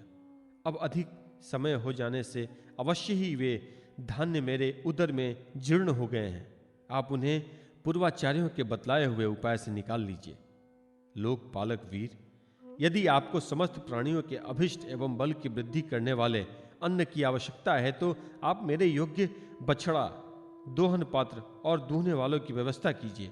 मैं उस बछड़े के स्नेह से पिन्हाकर दूध के रूप में आपको सभी अभिष्ट वस्तुएं दूंगा। राजन, एक बात और है, आपको मुझे समतल करना होगा, जिससे कि वर्षा ऋतु बीत जाने पर भी मेरे ऊपर इंद्र का बरसाया हुआ जल सर्वत्र बना रहे, मेरे भीतर की आर्द्रता सूखने न पावे। यह आपके लिए बहुत मंगलकारक होगा। पृथ्वी के कहे हुए ये प्रिय और हितकारी वचन स्वीकार कर महाराज पृथु ने स्वयंभुव मनु को बछड़ा बना दिया और अपने हाथ में ही समस्त धान्यों को दूह लिया। पृथु के समान अन्य विज्ञजन भी सब जगह से सारे ग्रहण कर लेते थे। अतः उन्होंने भी पृथु जी के द्वारा वश में की हुई वसुंधरा से अपनी अपनी अभिष्ट वस्तुएं दूध ली। ऋषियों ने बृहस्पति जी को बछड़ा बनाकर इंद्रिय, वाणी, मन और क्षुत्र रूप पात्र में पृथ्वी देवी से वेद रूप पवित्र दूहा। देवताओं ने इंद्र को बछड़े के रूप में कल्पना का सुवर्णमय पात्र में अमृत वीर्य, मनोबल, ओज, इंद्रिय बल और शारीरिक बल रूप दूध दूहा। दैत्य और दानव ने असुर श्रेष्ठ प्रहलाद जी को वत्स बनाकर लोहे के पात्र में मदिरा और आसव, ताड़ी आदि रूप दूध दूहा। गंधर्व और अप्सराओं ने विश्वावसु को बछड़ा बनाकर कमल रूप पात्र में संगीत, माधुर्य और सौंदर्य रूप दूध दूहा। श्राद्ध के अधिष्ठा महाभाग प्रतिगण ने अर्यमा नाम के पितृश्वर को वत्स बनाकर तथा मिट्टी के कच्चे पात्र में श्रद्धापूर्वक काव्य पितरों को अर्पित किया जाने वाला अन्न रूप दूध दूहा। फिर कपिल देव जी को बछड़ा बनाकर आकाश रूप पात्र ने सिद्धों ने अणिमदि, अष्टसिद्धि तथा विद्याधरों ने आकाश गमन आदि विद्याओं को दूहा। किम पुरुषादि अन्य मायावियों ने मैं दानव को बछड़ा बना तथा अंतर्धान होना, विचित्र रूप धारण कर लेना आदि संकल्पमयी मायाओं को दुग्ध रूप से दूहा। इसी प्रकार यक्ष, राक्षस तथा भूत पिशाच आदि मांसाहारियों ने भूतनाथ रुद्र को बछड़ा बनाकर कपाल रूप पात्र में रुधिरा स्वरूप दूध दूहा। बिना फन वाले सांप, नाग और बिच्छू आदि विषैले जंतुओं ने तक्षक को बछड़ा बनाकर मुख रूप पात्र में विष रूप दूध दूहा। पशुओं ने भगवान रुद्र के वाहन बैल को वत्स बनाकर वन रूप पात्र में तृण रूप दूध दूहा। बड़ी बड़ी दाढ़ों वाले मांसभक्षी जीवों ने सिंह रूप बछड़े के द्वारा अपने शरीर रूप पात्र में कच्चा मांस रूप दूध दूहा। तथा गरुड़ जी को वत्स बनाकर पक्षियों ने कीट, पतंगादि चर और फलादि अचर पदार्थों को दूध रूप से दूहा। वृक्षों ने वट को वत्स बनाकर अनेक प्रकार का रस रूप दूध दूहा और पर्वतों ने हिमालय रूप बछड़े के द्वारा अपने विशर रूप पात्रों में अनेक प्रकार की धातुओं को दूहा। पृथ्वी तो सभी अभिष्ट वस्तुओं को देने वाली है और इस समय वह पृथ्वी जी के अधीन थी, अतः उससे सभी ने अपनी अपनी जाति के मुखिया को बछड़ा बनाकर अलग अलग पात्रों में भिन्न भिन्न प्रकार के पदार्थों को दूध के रूप में दूह लिया। कुरुश्रेष्ठ विदुर जी, इस प्रकार पृथु आदि सभी अन्न भोजियों ने भिन्न भिन्न दोहन पात्र और वत्सों के द्वारा अपने अपने विभिन्न अन्न रूप दूध पृथ्वी से दूह लिए। इससे महाराज पृथु ऐसे प्रसन्न हुए कि सर्व काम दुहा पृथ्वी के प्रति उनका पुत्री के समान स्नेह हो गया और उसे उन्होंने अपनी कन्या के रूप में स्वीकार कर लिया। फिर राजा धीराज पृथु ने अपने धनुष की नोक से पर्वतों को फोड़कर इस सारे भूमंडल को प्रायः समतल कर दिया। वे पिता के समान अपनी प्रजा के पालन पोषण की व्यवस्था में लगे हुए थे। उन्होंने इस समतल भूमि में प्रजा वर्ग के लिए जहां तहां यथा योग्य निवास स्थानों का विभाग किया। अनेकों गांव, कस्बे, नगर, दुर्ग, अहिरों की बस्ती, पशुओं के रहने के स्थान, छावनियां, खाने, किसानों के गांव और पहाड़ों की तलहटी में गांव बसाए। महाराज पृथु से पहले इस पृथ्वी तल पर पुर ग्रामादि का विभाग नहीं था। सब लोग अपने अपने सुविधे के अनुसार बेखटके जहां तहां बस जाते थे। 19वां अध्याय। महाराज पृथु के 100 अश्वमेध यज्ञ। श्री मैत्रेय जी कहते हैं, विदुर जी, महाराज मनु के ब्रह्मावर्त क्षेत्र में जहां सरस्वती नदी पूर्वमुखी होकर बहती हैं, राजा पृथु ने 100 अश्वमेध यज्ञों को दीक्षा ली। यह देखकर भगवान इंद्र को विचार हुआ कि इस प्रकार तो पृथु के कर्म मेरे कर्मों की अपेक्षा भी बढ़ जाएंगे, इसलिए वे उनके यज्ञ महोत्सव को सहन न कर सके। महाराज पृथु के यज्ञ में सबके अंतरात्मा सर्वलोक पूज्य जगदीश्वर भगवान हरि ने यज्ञेश्वर रूप से साक्षात दर्शन दिया था। उनके साथ ब्रह्मा, रुद्र तथा अपने अपने अनुचरों के सहित लोकपालक गण भी पधारे थे। उस समय गंधर्व मुनि और अप्सराएं प्रभु की कीर्ति गा रहे थे। सिद्ध, विद्याधर, दैत्य, दानव, यक्ष, सुनंद, नंदानी भगवान के प्रमुख पार्षद और सर्वथा भगवान की सेवा के लिए उत्सुक रहते हैं। वे कपिल, नारद, दत्तात्रेय एवं सनकादि योगेश्वर भी उनके साथ आए थे। भारत उस यज्ञ में यज्ञ सामग्रियों को देने वाली भूमि ने कामधेनु होकर यजमान की सारी कामनाओं को पूर्ण किया था। नदियां दाख और ईख आदि सब प्रकार के रसों को बहाकर लाती थी तथा जिनसे मधु चूता रहता था। ऐसे बड़े बड़े वृक्ष दूध, दही, अन्न और धृत आदि तरह तरह की सामग्रियां समर्पण करते थे। समुद्र बहुत सी रत्न राशियां, पर्वत, भक्ष्य, भुज, चोष्ट और लेह 4 प्रकार के अन्न तथा लोकपालों के सहित संपूर्ण लोग तरह तरह के उपहार उन्हें समर्पण करते थे। महाराज पृथु तो एकमात्र श्री हरि को ही अपना प्रभु मानते थे। उनकी कृपा से उस यज्ञानुष्ठान में उनका बड़ा उत्कर्ष हुआ, किंतु यह बात देवराज इंद्र को सहन न हुई और उन्होंने उसमें विघ्न डालने की चेष्टा की। जिस समय महाराज पृथु अंतिम यज्ञ द्वारा भगवान यज्ञपति की आराधना कर रहे थे, इंद्र ने ईर्ष्यावश गुप्त रूप से उनके यज्ञ का घोड़ा हर लिया। इंद्र ने अपनी रक्षा के लिए कवच रूप से पाखंड वेश धारण कर लिया, जो अधर्म में धर्म का भ्रम उत्पन्न करने वाला है, जिसका आश्रय लेकर पापी पुरुष भी धर्मात्मा सा जान पड़ता है। इस वेश में वे घोड़े को लिए बड़ी शीघ्रता से आकाश मार्ग से जा रहे थे कि उन पर भगवान अत्रि की दृष्टि पड़ी। उनके कहने से महाराज पृथु का महारथी पुत्र इंद्र को मारने के लिए उनके पीछे दौड़ा और बड़े क्रोध से बोला, अरे खड़ा रह, खड़ा रह। इंद्र सिर पर जटाजूट और शरीर में भस्म धारण किए हुए थे। उनका ऐसा वेश देखकर पृथु कुमार ने उन्हें मूर्तिमान धर्म समझा, इसलिए उन पर वाण नहीं छोड़ा। जब वह इंद्र पर वार किए बिना ही लौट आया, तब महर्षि अत्रि ने पुनः उसे इंद्र को मारने की आज्ञा दी। वत्स, वह देवताधम इंद्र ने तुम्हारे यज्ञ से तुम्हारा घोड़ा चुरा कर ले गया है, तुम उसे मार डालो। अत्रि मुनि के इस प्रकार उत्साहित करने पर पृथु कुमार क्रोध से भर गया। इंद्र बड़ी तेजी से आकाश में जा रहे थे। उनके पीछे पीछे वह इस प्रकार दौड़ा जैसे रावण के पीछे जटायु। स्वर्गपति इंद्र उसे पीछे आते देख उस वेश और घोड़े को छोड़कर वहीं अंतर्ध्यान हो गए, और वह वीर अपना यज्ञ पशु लेकर पिताजी की यज्ञशाला में लौट आया। शक्तिशाली विदुर जी उसके इस अद्भुत पराक्रम को देखकर महर्षियों ने उसका नाम विजिताश्व रखा।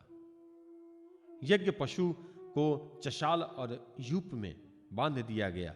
शक्तिशाली इंद्र ने घोर अंधकार फैला दिया और उसी में छिपकर वे फिर उस घोड़े को उसकी सोने की जंजीर समेत ले गए।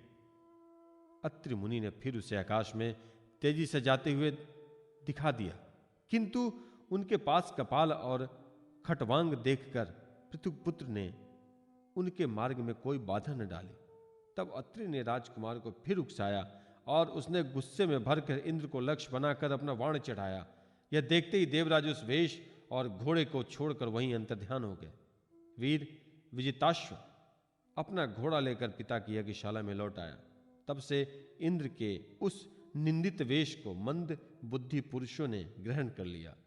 इंद्र के अश्वहरण की इच्छा से जो जो रूप धारण किए थे वे पाप के खंड होने के कारण पाखंड कहलाए। यहां खंड शब्द चिन्ह का वाचक है। इस प्रकार पृथु के यज्ञ का विध्वंस करने के लिए यज्ञ पशु को चुराते समय इंद्र ने जिसे कई बार ग्रहण करके त्यागा था, उस नग्न, रक्तांबर तथा कापालिक आदि पाखंडपूर्ण आचारों में मनुष्यों की बुद्धि प्रायः मोहित हो जाती है, क्योंकि ये नास्तिक मत देखने में सुंदर है और बड़ी बड़ी युक्तियों से अपने पक्ष का समर्थन करते हैं। वास्तव में उपधर्म मात्र हैं और भ्रमवश धर्म मानकर इनमें आसक्त हो जाते हैं। इंद्र की इस कुचाल का पता लगने पर परम पराक्रमी महाराज पृथु को बड़ा क्रोध हुआ। उन्होंने अपना धनुष उठाकर उस पर बाण चढ़ाया। उस समय क्रोधावेश के कारण उनकी ओर देखा नहीं जाता था। तब ऋत्विजों ने देखा कि असह्य पराक्रमी महाराज पृथु इंद्र का वध करने को तैयार है। तब उसे रोकते हुए कहा, राजन, आप तो बड़े बुद्धिमान हैं। यज्ञ दीक्षा ले लेने पर शास्त्र विहित यज्ञ पशु को छोड़कर और किसी का वध करना उचित नहीं है। इस यज्ञ कार्य में विघ्न डालने वाला आपका शत्रु इंद्र तो आपके सुयश से ही ईर्ष्यावश निस्तेज हो रहा है। हम अमोद आवाहन मंत्रों द्वारा उन्हें यहीं बुला लेते हैं और बलात्कार से अग्नि में हवन किए देते हैं। विदुर जी, यजमान से इस प्रकार सलाह करके उसके याजकोनों ने क्रोधपूर्वक इंद्र का आवाहन किया। वे स्त्रुवा द्वारा आहुति डालना ही चाहते थे कि ब्रह्मा जी ने वहां आकर उन्हें रोक दिया। वे बोले, याजकों, तुम्हें इंद्र का वध नहीं करना चाहिए। यह यज्ञ संज्ञक इंद्र तो भगवान की ही मूर्ति है। तुम यज्ञ द्वारा जिन देवताओं की आराधना कर रहे हो वे इंद्र के ही तो अंग हैं, और उसे तुम यज्ञ द्वारा मारना चाहते हो। पृथु के इस यज्ञानुष्ठान में विघ्न डालने के लिए इंद्र ने जो पाखंड फैलाया है वह धर्म का उच्छेदन करने वाला है। इस बात पर तुम ध्यान दो। अब उससे अधिक विरोध मत करो, नहीं तो वह और भी पाखंड मार्गों का प्रचार करेगा। अच्छा, परम यशस्वी महाराज पृथु के 99 ही यज्ञ रहने दो। फिर राजर्षि पृथु ने कहा, राजन, आप तो मोक्ष धर्म के जानने वाले हैं, अतः अब आपको इस यज्ञानुष्ठानों की आवश्यकता नहीं है। आपका मंगल हो। आप और इंद्र दोनों ही पवित्र कीर्ति भगवान श्री हरि के शरीर हैं, इसलिए अपने ही स्वरूपभूत इंद्र के प्रति आपको क्रोध नहीं करना चाहिए। आपका यह यज्ञ निर्विघ्न समाप्त नहीं हुआ, इसके लिए आप चिंता न करें। हमारी बात आप आदरपूर्वक स्वीकार कीजिए। देखिए, जो मनुष्य विधाता के बिगाड़े हुए काम को बनाने का विचार करता है, उसका मन अत्यंत क्रोध में भरकर भयंकर मोह में फंस जाता है। बस इस यज्ञ को बंद कीजिए। इसी के कारण इंद्र के जलाए हुए पाखंडों से धर्म नाश हो रहा है, क्योंकि देवताओं में बड़ा दुराग्रह होता है। जरा देखिए तो, जो इंद्र घोड़े को चुराकर आपके यज्ञ में विघ्न डाल रहा था, उसी के रचे हुए इस मनोहर पाखंडों की ओर सारी जनता खिंचती चली आ रही है। आप साक्षात विष्णु के अंश हैं। वेन के दुराचार से धर्म लुप्त हो रहा था, उस समयोचित धर्म की रक्षा के लिए ही आपने उसके शरीर से अवतार लिया है। अतः प्रजापालक पृथु जी, अपने इस अवतार का उद्देश्य विचार कर आप भृगु आदि विश्व रचयिता मुनीश्वरों का संकल्प पूर्ण कीजिए। यह प्रचंड पाखंड पथरूप इंद्र की माया अधर्म की जननी है, आप इसे नष्ट कर डालिए। श्री मैत्रेय जी कहते हैं, लोक गुरु भगवान ब्रह्मा जी के इस प्रकार समझाने पर प्रबल पराक्रमी महाराज पृथु ने यज्ञ का आग्रह छोड़ दिया और इंद्र के साथ प्रीतिपूर्वक संधि भी कर ली। इसके पश्चात जब ये यज्ञांत स्नान करके निवृत्त हुए, तब उनके यज्ञों से तृप्त हुए देवताओं ने उन्हें अभिष्ट वर दिए। आदिराज पृथु ने अत्यंत श्रद्धापूर्वक ब्राह्मणों को दीक्षाएं दी तथा ब्राह्मणों ने उनके सत्कार से संतुष्ट होकर उन्हें अमोद आशीर्वाद दिए। वे कहने लगे, महाबाहो, आपके बुलाने से जो पितर देवता ऋषि और मनुष्यादि आदि थे, उन सभी का आपने दान मान से खूब सत्कार किया। 20वां अध्याय। महाराज पृथु की यज्ञशाला में श्री विष्णु भगवान का प्रादुर्भाव। श्री मैत्रेय जी कहते हैं, विदुर जी, महाराज पृथु के 99 यज्ञों से यज्ञ भोक्ता यज्ञेश्वर भगवान विष्णु को भी बड़ा संतोष हुआ। उन्होंने इंद्र के सहित वहां उपस्थित होकर उनसे कहा। श्री भगवान ने कहा, राजन, इंद्र ने तुम्हारे 100 अश्वमेध यज्ञ पूरे करके संकल्प में विघ्न डाला है। अब ये तुझसे क्षमा चाहते हैं, तुम इन्हें क्षमा कर दो। नरदेव, जो श्रेष्ठ मानव साधु और सद्बुद्धि संपन्न होते हैं, वे दूसरे जीवों से द्रोह नहीं करते, क्योंकि यह शरीर ही आत्मा नहीं है। यदि तुम जैसे लोग भी मेरी माया से मोहित हो जाएं, तो समझना चाहिए कि बहुत दिनों तक की हुई ज्ञानी जनों की सेवा से केवल श्रम ही हाथ लगा। ज्ञानवान पुरुष इस शरीर को अभिधा वासना और कर्मों का ही पुतला समझकर इसमें आसक्त नहीं होता। इस प्रकार जो इस शरीर में ही आसक्त नहीं है, वह विवेकी पुरुष इससे उत्पन्न हुए घर, पुत्र और धन आदि में भी किस प्रकार ममता रख सकता है। यह आत्मा एक शुद्ध, स्वयं प्रकाश, निर्गुण, गुणों का आश्रय स्थान, सर्वव्यापक, आवरण शून्य, सबका साक्षी एवं अन्य आत्मा से रहित है। अतएव शरीर से भिन्न है। जो पुरुष इस देह स्थित आत्मा को इस प्रकार शरीर से भिन्न जानता है, वह प्रकृति से संबंध रखते हुए भी उसके गुणों से लिप्त नहीं होता, क्योंकि उसकी स्थिति मुझ परमात्मा में रहती है। राजन, जो पुरुष किसी प्रकार की कामना न रखकर अपने वर्णाश्रम के धर्मों द्वारा नित्य प्रति श्रद्धापूर्वक मेरी आराधना करता है, उसका चित्त धीरे धीरे शुद्ध हो जाता है। चित्त शुद्ध होने पर उसका विषयों से संबंध नहीं रहता तथा उसे तत्व ज्ञान की प्राप्ति हो जाती है। फिर तो वह मेरी समतारूप स्थिति को प्राप्त हो जाता है। यही परम शांति, ब्रह्म अथवा कैवल्य है। जो पुरुष यह जानता है कि शरीर, ज्ञान, क्रिया और मन का साक्षी होने पर भी कूटस्थ आत्मा उनसे निर्लिप्त ही रहता है, वह कल्याणमय मोक्ष पद प्राप्त कर लेता है। राजन, गुण प्रवाह रूप आवागमन तो भूत इंद्रियाभिमानी देवता और चिदाभास, इन सब की समष्टि रूप परिच्छिन्न लिंग शरीर का ही हुआ करता है। इसका सर्वसाक्षी आत्मा से कोई संबंध नहीं है। मुझ में दृढ़ अनुराग रखने वाले बुद्धिमान पुरुष संपत्ति और विपत्ति प्राप्त होने पर कभी हर्ष शोकादि विकारों के वशीभूत नहीं होते। इसलिए वीरवर, तुम उत्तम मध्यम और अधम पुरुषों में समान भाव रखकर सुख दुख को भी एक साथ समझो तथा मन और इंद्रियों को जीतकर मेरे ही द्वारा जुटाए हुए मंत्री आदि समस्त राजकीय पुरुषों की सहायता से संपूर्ण लोकों की रक्षा करो। राजा का कल्याण प्रजा पालन में ही है। इससे उसे परलोक में प्रजा के पुण्य का छठा भाग मिलता है। इसके विपरीत जो राजा प्रजा की रक्षा तो नहीं करता किंतु उससे कर वसूल करता है, उसका सारा पुण्य तो प्रजा छीन लेती है और बदले में उसे प्रजा के पाप का भागी होना पड़ता है। ऐसा विचार कर यदि तुम श्रेष्ठ ब्राह्मणों की सम्मति और पूर्व परंपरा से प्राप्त हुए धर्म को मुख्यतः अपना लो और उसी की आसक्त न होकर इस पृथ्वी का न्याय पूर्वक पालन करते रहो तो सब लोग तुमसे प्रेम करेंगे और कुछ ही दिनों में तुम्हें घर बैठे ही सनकादि सिद्धों के दर्शन होंगे। राजन, तुम्हारे गुणों ने और स्वभाव ने मुझको वश में कर लिया है, अतः तुम्हें जो इच्छा हो मुझसे वर मांग लो। उन क्षमा आदि गुणों से रहित यज्ञ तप अथवा योग के द्वारा मुझको पाना सरल नहीं है। मैं तो उसी के हृदय में रहता हूं जिनके चित्त में समता रहती है। श्री मैत्रेय जी कहते हैं, विदुर जी, सर्वलोक गुरु श्री हरि के इस प्रकार कहने पर जगद्विजयी महाराज पृथु ने उनकी आज्ञा शिरोधार्य की। देवराज इंद्र अपने कर्म से लज्जित होकर उनके चरणों पर गिरना ही चाहते थे कि राजा ने उन्हें प्रेम पूर्वक हृदय से लगा लिया और मनोमालिन्य निकाल दिया। फिर महाराज पृथु ने विश्वात्मा भक्तवत्सल भगवान का पूजन किया और क्षण क्षण में उमड़ते हुए भक्तिभाव में निमग्न होकर प्रभु के चरण कमल पकड़ लिए।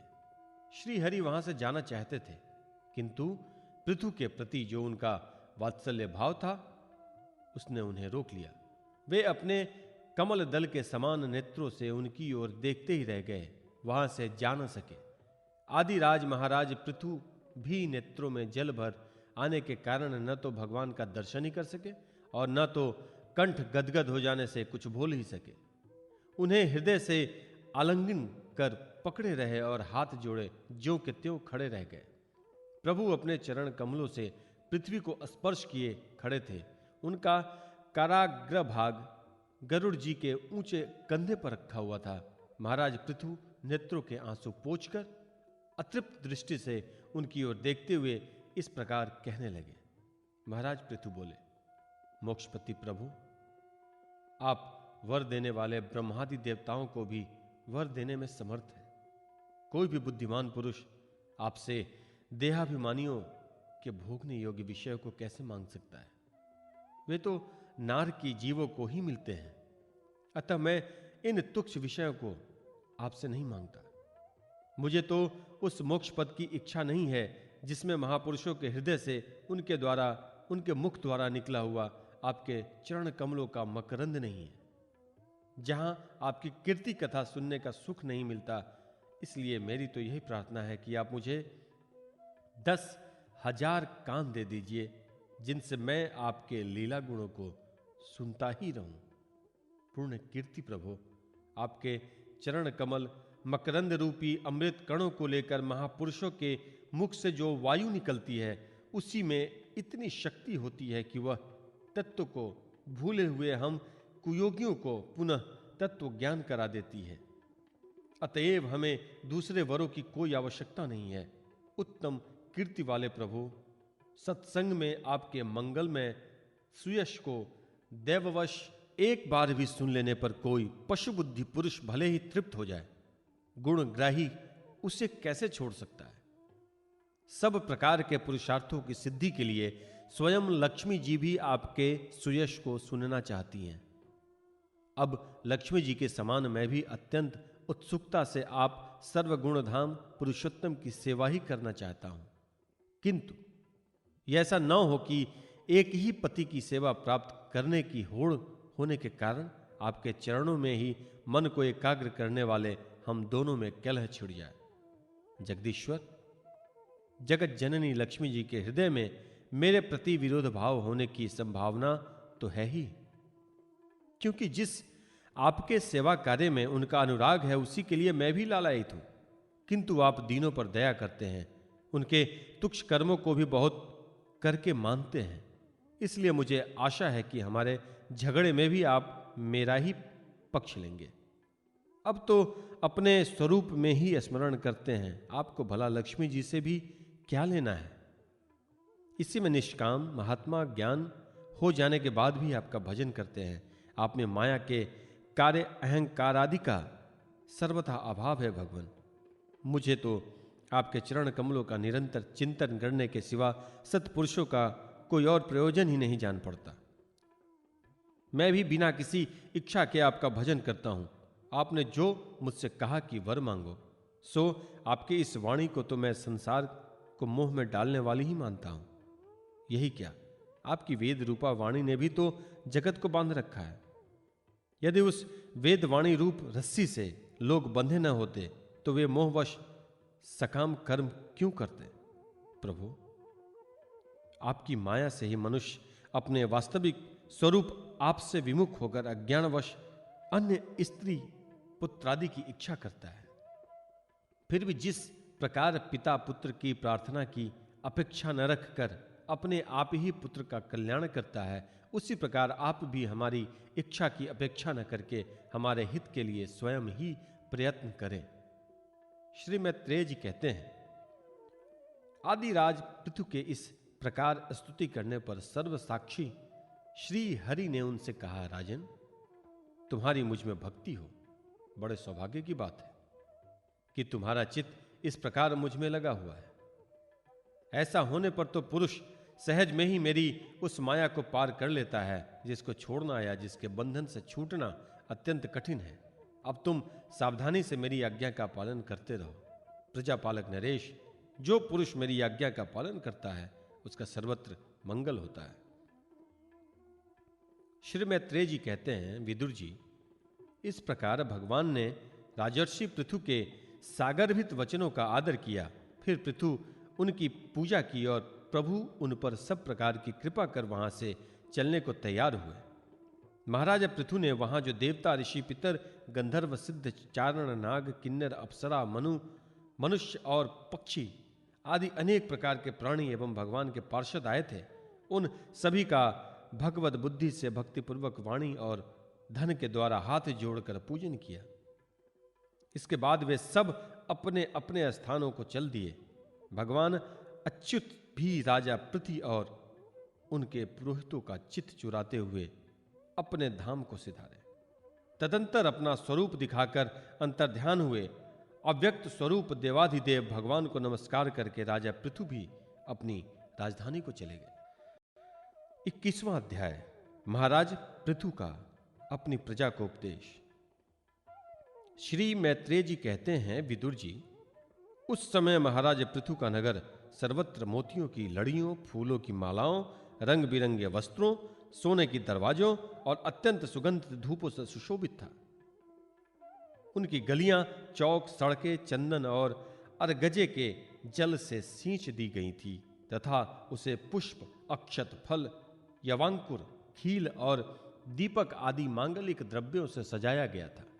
वह ठौर ठौर पर रखे हुए फूल के गुच्छों से युक्त केले के खंभे और सुपारी के पौधों से बड़ा ही मनोहर जान पड़ता था तथा सब और आम आदि वृक्षों के नवीन पत्तों की बंधनवारों से विभूषित था।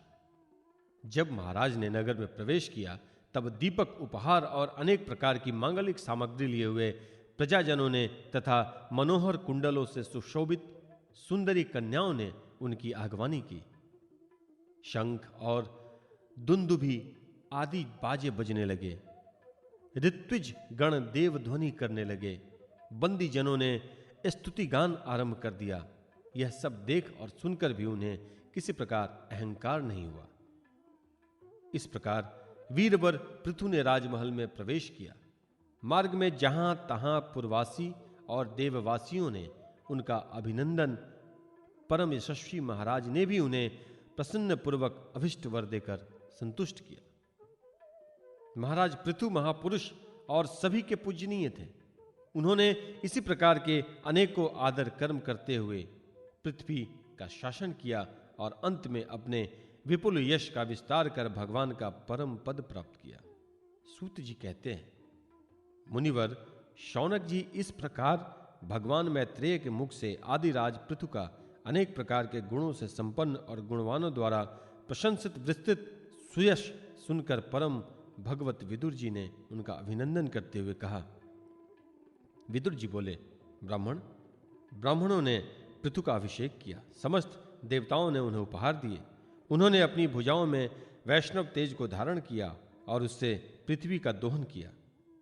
उनके इस पराक्रम के उच्छिष्ट रूप विषय भोगों से ही आज भी संपूर्ण राजा और लोकपालों के सहित समस्त लोग इच्छानुसार जीवन निर्वाह करते हैं।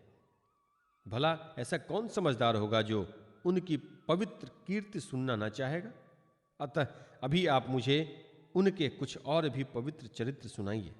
श्री मैत्रेय जी ने कहा, साधु श्रेष्ठ विदुर जी, महाराज पृथु गंगा और यमुना के मध्यमवर्ती देश में निवास कर अपने पुण्य कर्मों के यक्ष की इच्छा से प्रारब्धवश प्राप्त हुए भोगों को ही भोगते हैं। ब्राह्मण वंश और भगवान के संबंधी विष्णु भक्तों को छोड़कर उनका सातों द्वीपों के सभी पुरुषों पर अखंड एवं अबाध शासन था। एक बार उन्होंने एक महासत्र की दीक्षा ली। उस समय वहां देवताओं, ब्रह्मर्षियों और राजर्षियों का बहुत बड़ा समाज एकत्र हुआ। उस समाज में महाराज पृथु ने उन पूजनीय अतिथियों का यथा योग्य सत्कार किया और फिर उस सभा में नक्षत्र मंडल में चंद्रमा के समान खड़े हो गए। उनका ऊंचा शरीर, भुजाएं भरी और विशाल, रंग गोरा, नेत्र कमल के समान सुंदर, अरुण वर्ण, नासिका सुधर, मुख मनोहर, स्वरूप सौम्य, ऊंचे कंधे और मुस्कान से युक्त, दंड पंक्ति सुंदर थी। उनकी छाती चौड़ी, कमर का पिछला भाग स्थूल और उदर पीपल के पत्ते के समान सुडौल तथा बल पड़े हुए होने से और भी सुंदर जान पड़ता था। नाभि भंवर के समान गंभीर थी। शरीर तेजस्वी था।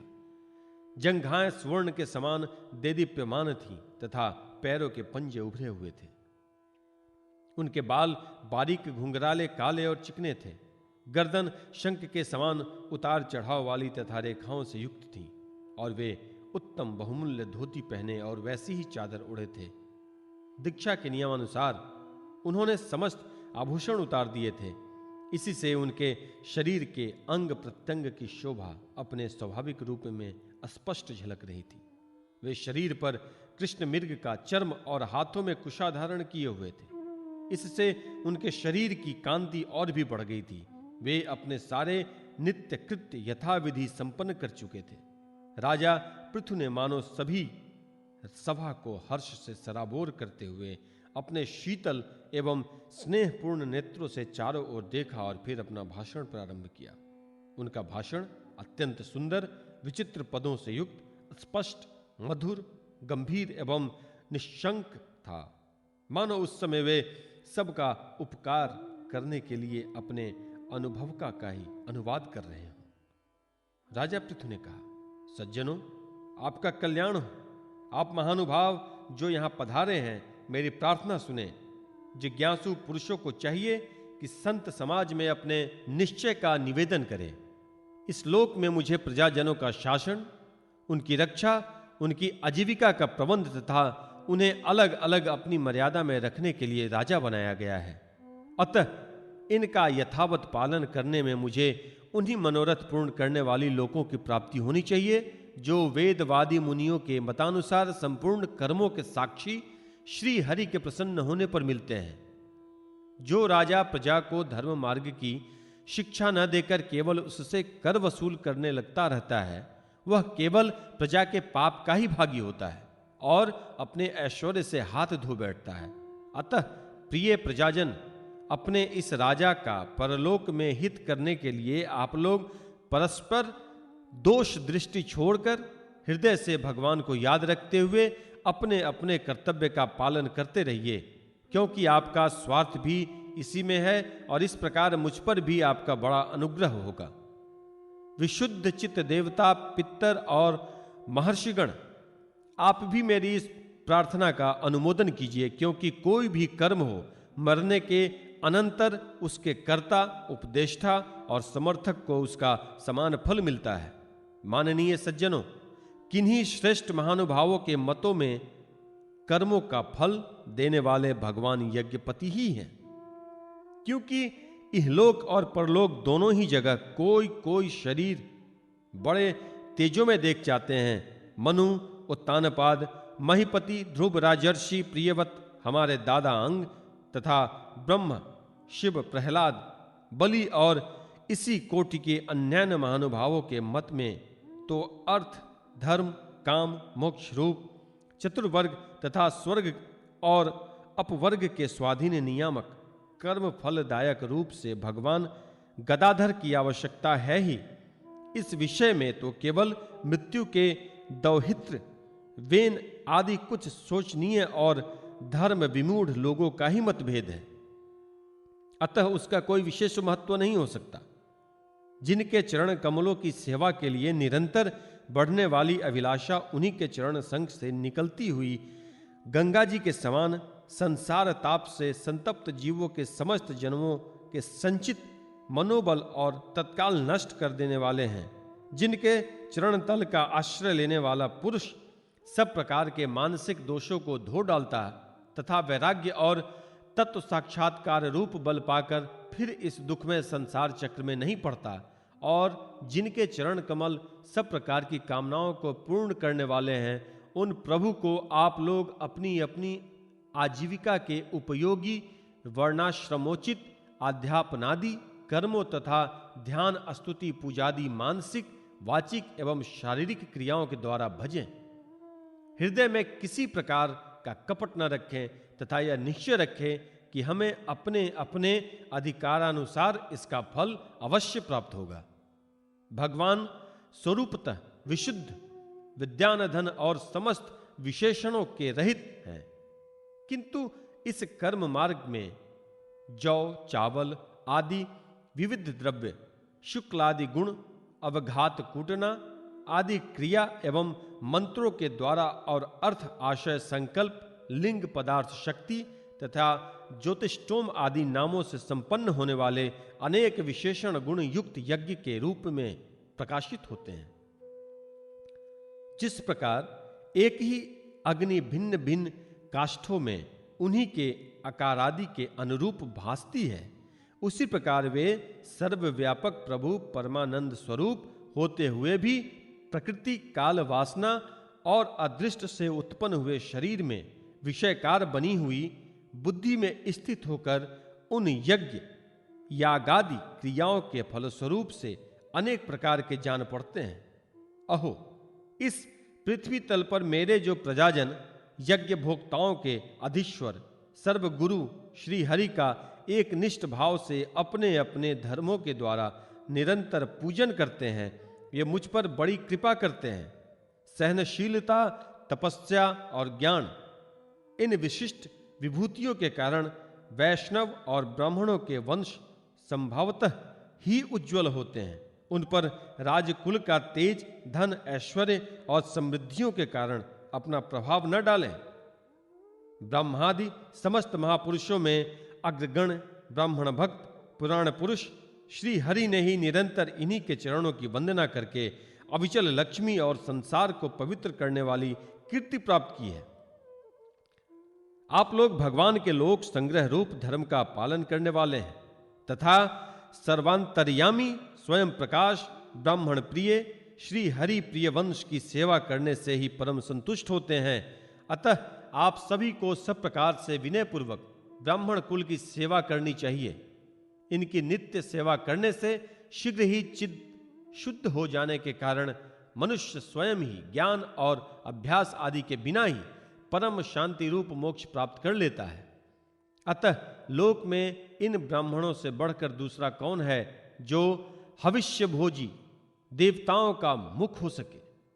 उपनिषदों के ज्ञान परक वचन एकमात्र जिनके ही गतार्थ होते हैं, वे भगवान अनंत इंद्रादि यज्ञीय देवताओं के नाम से तत्वज्ञानियों द्वारा ब्राह्मणों के मुख से श्रद्धापूर्वक हवन किए हुए पदार्थ को जैसे चाव से ग्रहण करते हैं, वैसे चेतना शून्य अग्नि में होम हुए द्रव्य को नहीं ग्रहण करते। सभ्यगण, जिस प्रकार स्वच्छ दर्पण में प्रतिबिंब का भान होता है, उसी प्रकार जिससे इस संपूर्ण प्रपंचा का ठीक ठीक ज्ञान होता है, उस नित्य शुद्ध और सनातन ब्रह्म वेद को जो परामर्थ तत्व की उपलब्धि के लिए श्रद्धा, तप, मंगलमय आचरण, स्वाध्याय विरोधी वार्तालाप के त्याग तथा संयम और समाधि के अभ्यास द्वारा धारण करते हैं, उन ब्राह्मणों के चरण कमलों की धूलि को मैं आयुर्पर्यन अपने मुकुट पर धारण करूंगा, क्योंकि उसे सर्वदा सिर पर चढ़ाते रहने से मनुष्य के सारे पाप तत्काल नष्ट हो जाते हैं और संपूर्ण गुण उसकी सेवा करने लगते हैं। उस गुणवान, शील संपन्न, कृतज्ञ और गुरुजनों की सेवा करने वाले पुरुष के पास सारी संपदाएं अपने आप आ जाती हैं। अतः मेरी तो यही अभिलाषा है कि ब्राह्मण कुल, गोवंश और भक्तों के सहित श्री भगवान मुझ पर सदा प्रसन्न रहें। श्री मैत्रेय जी कहते हैं, महाराज, पृथु का यह भाषण सुनकर देवता, पितर और ब्राह्मण आदि सभी साधुजन बड़े प्रसन्न हुए और साधु साधु यूं कहकर उसकी प्रशंसा करने लगे। उन्होंने कहा, पुत्र के द्वारा पिता पुण्य लोकों को प्राप्त कर लेता है, यह श्रुति यथार्थ है।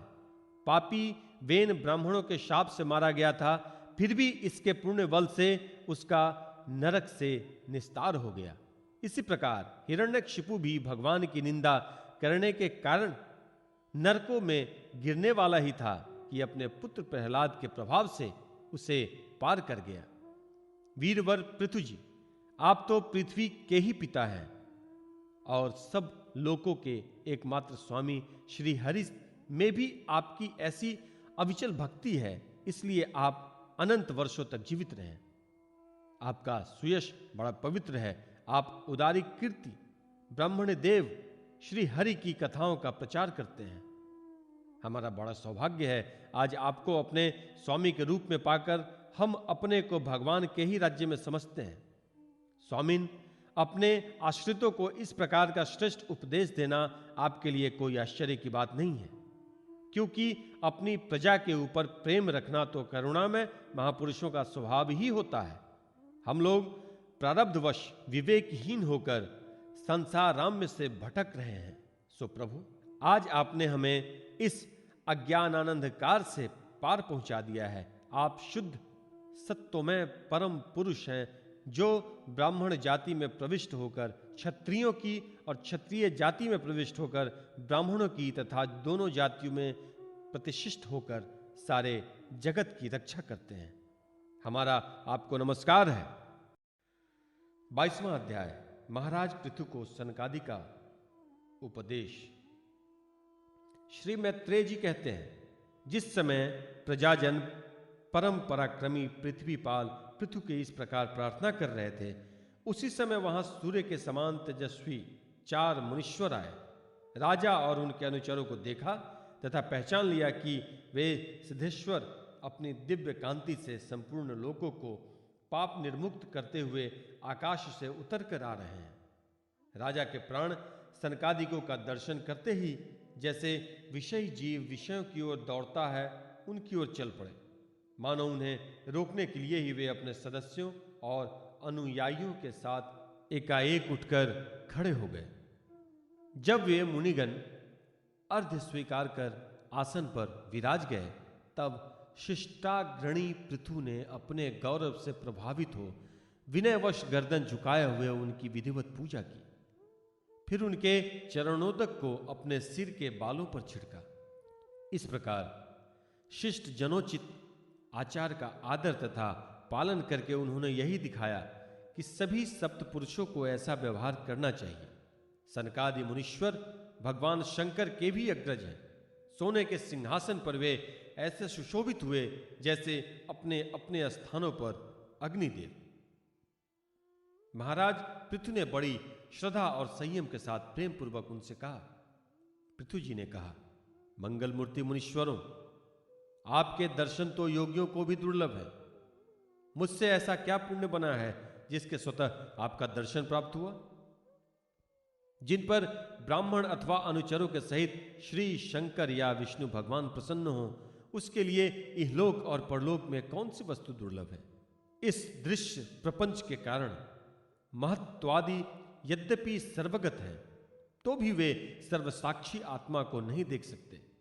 इसी प्रकार यद्यपि आप समस्त लोकों में विचरते रहते हैं, तो भी अनधिकारी लोग आपको देख नहीं पाते। जिनके घरों में आप जैसे पूज्य पुरुष अपने अनेक जल, तृण, पृथ्वी, गृह स्वामी अथवा सेवकादि किसी अन्य पदार्थ को स्वीकार कर लेते हैं, वे गृहस्थ धनहीन होने पर भी धन्य हैं। जिन घरों में कभी भगवत भक्तों के परम पवित्र चरणोदक के छींटे नहीं पड़े, वे सब प्रकार की रिद्धि सिद्धियों से भरे होने पर भी ऐसे वृक्षों के समान हैं कि जिन पर सांप रहते हैं। मुनीश्वरों, आपका स्वागत है। आप लोग तो बाल्यावस्था से ही मुमुक्षुओं के मार्ग का अनुसरण करते हुए एकाग्रचित्त से ब्रह्मचर्यादि महान व्रतों का बड़ी श्रद्धा पूर्वक आचरण कर रहे हैं।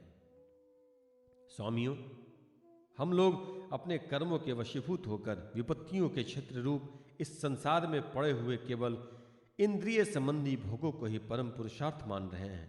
सो क्या हमारे निस्तार का भी कोई उपाय है? आप लोगों से कुशल प्रश्न करना उचित नहीं है, क्योंकि आप निरंतर आत्मा में ही रमण करते हैं। आप में यह कुशल और यह अकुशल है, इस प्रकार की वृत्तियां कभी होती ही नहीं। आप संसार नल से संतप्त जीवों के परम सुहृद हैं। इसलिए आप में विश्वास करके मैं यह पूछना चाहता हूं कि इस संसार में मनुष्य का किस प्रकार सुगमता से कल्याण हो सकता है। यह निश्चय है कि जो आत्मवान धीर पुरुषों में आत्मा रूप से प्रकाशित होते हैं और उपासकों में हृदय में अपने स्वरूप को प्रकट करने वाले हैं, वे अजन्मा भगवान नारायण ही अपने भक्तों पर कृपा करने के लिए आप जैसे सिद्ध पुरुषों के रूप में इस पृथ्वी पर विचरा करते हैं। श्री मैत्रेय जी कहते हैं, राजा पृथु के ये युक्ति युक्त गंभीर परिमित और मधुर वचन सुनकर श्री संत कुमार जी बड़े प्रसन्न हुए और कुछ मुस्कुराते हुए कहने लगे। श्री संत कुमार जी ने कहा, महाराज, आपने सब कुछ जानते हुए भी समस्त प्राणियों के कल्याण की दृष्टि से बड़ी अच्छी बात पूछी है। सच है, साधु पुरुषों की बुद्धि ऐसी ही हुआ करती है। सप्त पुरुषों का समागम श्रोता और वक्ता दोनों को ही अभिमत होता है, क्योंकि उनके प्रश्नोत्तर सभी का कल्याण करते हैं। राजन, श्री मधुसूदन भगवान के चरण कमलों के गुणानुवाद में अवश्य ही आपकी अविचल प्रीति है। हर किसी को इसका प्राप्त होना बहुत कठिन है, और प्राप्त हो जाने पर यह हृदय के भीतर रहने वाले उस वासना रूप मल को सर्वथा नष्ट कर देती है, जो और किसी उपाय से जल्दी नहीं छूटता। शास्त्र जीवों के कल्याण के लिए भली भांति विचार करने वाले हैं। उनमें आत्मा से भिन्न देहादि के प्रति वैराग्य तथा अपने आत्मस्वरूप निर्गुण ब्रह्म के सुदृढ़ अनुराग होना, यही कल्याण का साधन निश्चित किया गया है।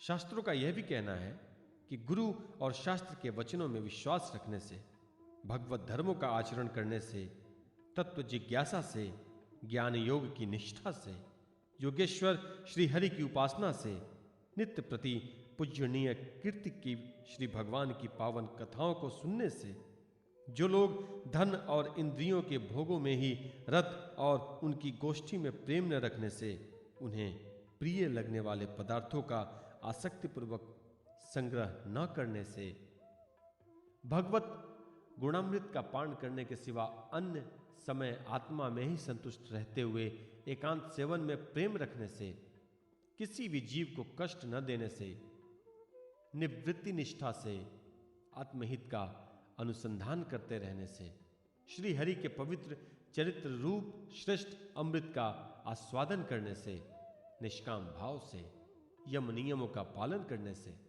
कभी किसी की निंदा न करने से, योगक्षेम के लिए प्रयत्न न करने से, शीतोष्णादि द्वंद्वों को सहन करने से, भक्तजनों के कानों को सुख देने वाले श्री हरि के गुणों का बार बार वर्णन करने से और बढ़ते हुए भक्ति भाव से मनुष्य का कार्य कारण रूप संपूर्ण जड़ प्रपंच वैराग्य हो जाता है और आत्मस्वरूप निर्गुण पर ब्रह्म में अनायास ही उनकी प्रीति हो जाती है। पर ब्रह्म में सुदृढ़ प्रीति हो जाने पर पुरुष सद्गुरु की शरण लेता है।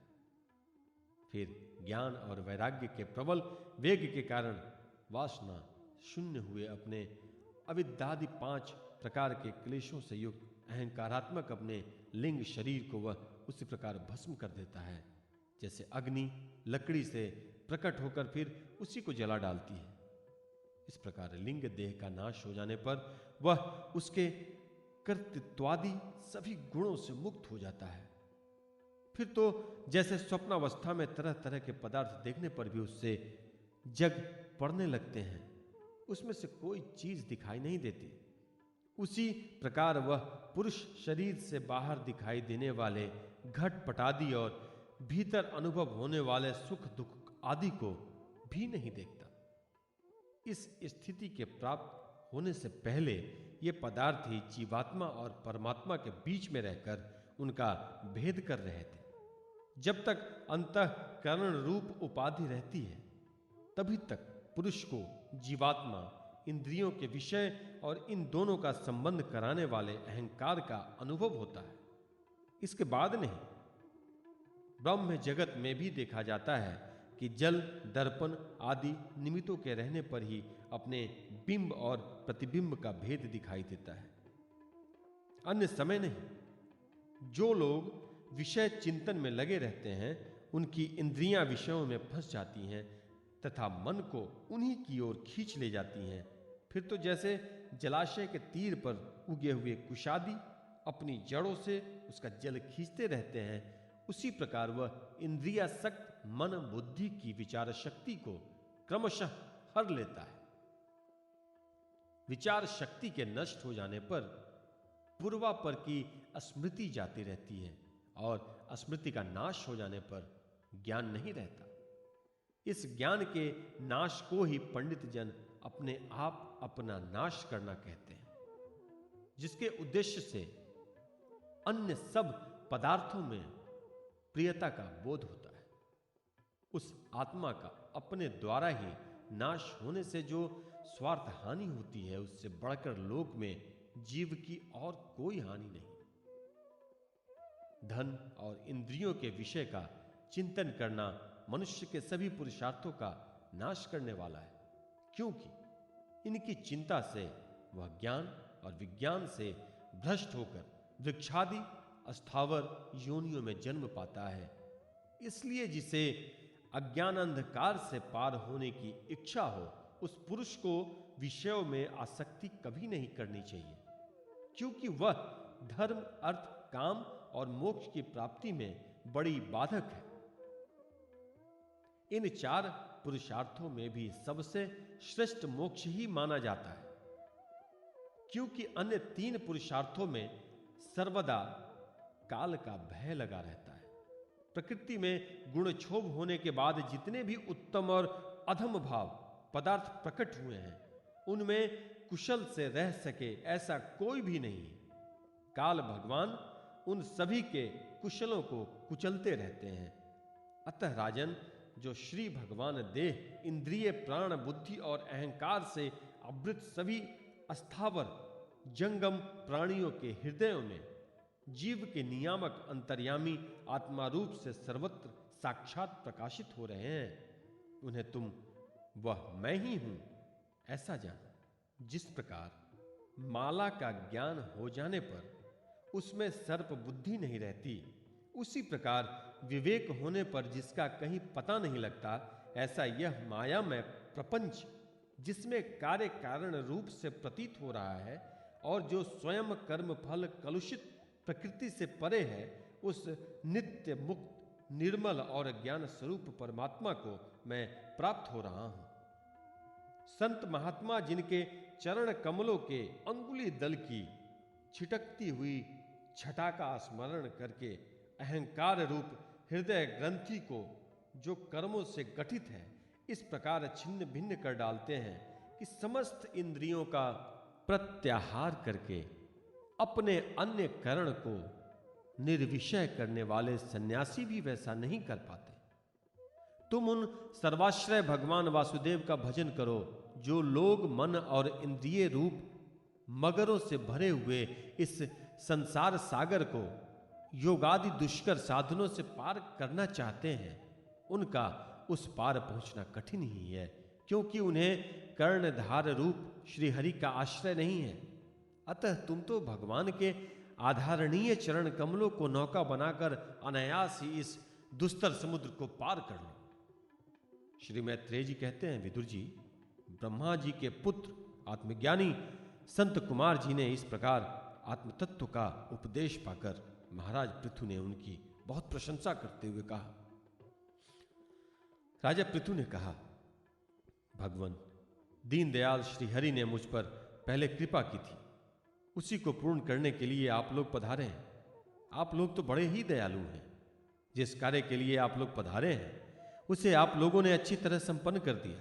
अब इसके बदले में मैं आप लोगों को क्या दूं? मेरे पास तो शरीर और इसके साथ जो कुछ है वह सब महापुरुषों का ही प्रसाद है। ब्राह्मण, प्राण, स्त्री, पुत्र, सब प्रकार की सामग्रियों से भरा हुआ भवन, राजसेना, पृथ्वी और कोष, यह सब कुछ आप ही लोगों का है। अतः आपके ही चरणों में अर्पित है।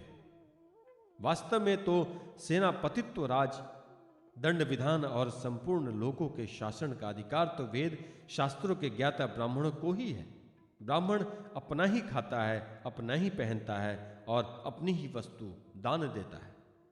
दूसरे क्षत्रिय आदि को उसी की कृपा से अन्न खाने को पाते हैं। आप लोग वेद के परगामी हैं। आपने आत्म तत्व का विचार करके हमें निश्चित रूप से समझा दिया कि भगवान के प्रति इस प्रकार की अभेद भक्ति ही उनकी उपलब्धि का प्रधान साधन है। आप लोग परम कृपालु हैं, अतः अपने इस दिनोद्वार रूप कर्म से ही सर्वदा संतुष्ट रहें। आपके इस उपकार का बदला कोई क्या दे सकता है?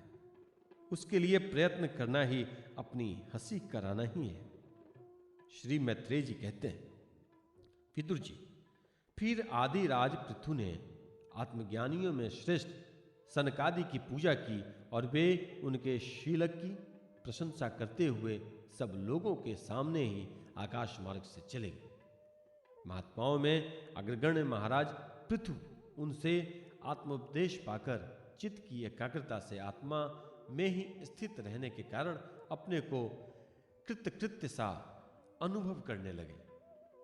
वे ब्रह्मार्पण बुद्धि के समय स्थान, शक्ति, न्याय और धन के अनुसार सभी कर्म करते थे। इस प्रकार एकाग्र चित्त से समस्त कर्मों का फल परमात्मा को अर्पण करके आत्मा को कर्मों का साक्षी एवं प्रकृति से अतीत देखने के कारण वे सर्वथा निर्लिप्त रहे। जिस प्रकार सूर्य देव सर्वत्र प्रकाश करने पर भी वस्तुओं के गुण दोष से निर्लेप रहते हैं, उसी प्रकार सार्वभौम साम्राज्य लक्ष्मी से संपन्न और गृहस्थाश्रम में रहते हुए भी अहंकार शून्य होने के कारण वे इंद्रियों के विषयों में आसक्त नहीं हुए। इस प्रकार आत्मनिष्ठा में स्थित होकर सभी कर्तव्य कर्मों का यथोचित रीति से अनुष्ठान करते हुए उन्होंने अपनी भार्या अर्ची के गर्भ से अपने अनुरूप 5 पुत्र उत्पन्न किए। उनके नाम विजिताश्व, धूम्रकेश, हर्यक्ष, द्रविण और वृक्क थे। महाराज पृथु भगवान के अंश थे। वे समय समय पर जब जब आवश्यक होता था जगत के प्राणियों की रक्षा के लिए अकेले ही समस्त लोकपालों के गुण धारण कर लिया करते थे। अपने उदार मन, प्रिय और हितकर वचन, मनोहर मूर्ति और सौम्य गुणों के कारण प्रजा का रंजन करते रहने से दूसरे चंद्रमा के समान उनका राजा यह नाम सार्थक हुआ। सूर्य जिस प्रकार गर्मी में पृथ्वी का जल खींचकर वर्षा काल में उसे पुनः पृथ्वी पर बरसा देता है और अपनी किरणों से सबको ताप पहुंचाता है, उसी प्रकार वे कर रूप से प्रजा का धन लेकर उसे दुष्काल आदि के समय मुक्त हस्त से प्रजा के हित में लगा देते थे तथा सब पर अपना प्रभाव जमाए रखते थे। वे तेज में अग्नि के समान दुर्धर्ष, इंद्र के समान अजेय, पृथ्वी के समान क्षमाशील और स्वर्ग के समान मनुष्य की समस्त कामनाएं पूर्ण करने वाले थे। समय समय पर प्रजाजनों को तृप्त करने के लिए वे मेघ के समान उनके अभिष्ट अर्थों को खुले हाथ से लुटाते रहते थे। वे समुद्र के समान गंभीर और पर्वतराज सुमेर के समान धैर्यवान भी थे। महाराज पृथु दुष्टों के दमन करने में यमराज के समान, आश्चर्यपूर्ण वस्तुओं के संग्रह में हिमालय के समान, कोष की समृद्धि करने में कुबेर के समान और धन को छिपाने में वरुण के समान थे। शारीरिक बल, इंद्रियों की पटुता तथा पराक्रम में सर्वत्र गतिशील वायु के समान और तेज की असह्यता में भगवान शंकर के समान थे। सौंदर्य में कामदेव के समान, उत्साह में सिंह के समान, वात्सल्य में मनु के समान और मनुष्यों के आधिपत्य में सर्वसमर्थ ब्रह्मा जी के समान थे। ब्रह्म विचार में बृहस्पति, इंद्रिय जन्म साक्षात श्री हरि तथा गौ ब्राह्मण गुरुजन एवं भगवत भक्तों की भक्ति, लज्जा, विनय, शील एवं परोपकार आदि गुणों में अपने ही समान अनुपम थे। लोग त्रिलोकी में सर्वत्र उच्च स्वर से उनकी कीर्ति का गान करते थे। इससे वे स्त्रियों तक के कानों में वैसे ही प्रवेश पाए हुए थे जैसे सप्त पुरुषों के हृदय में श्री राम।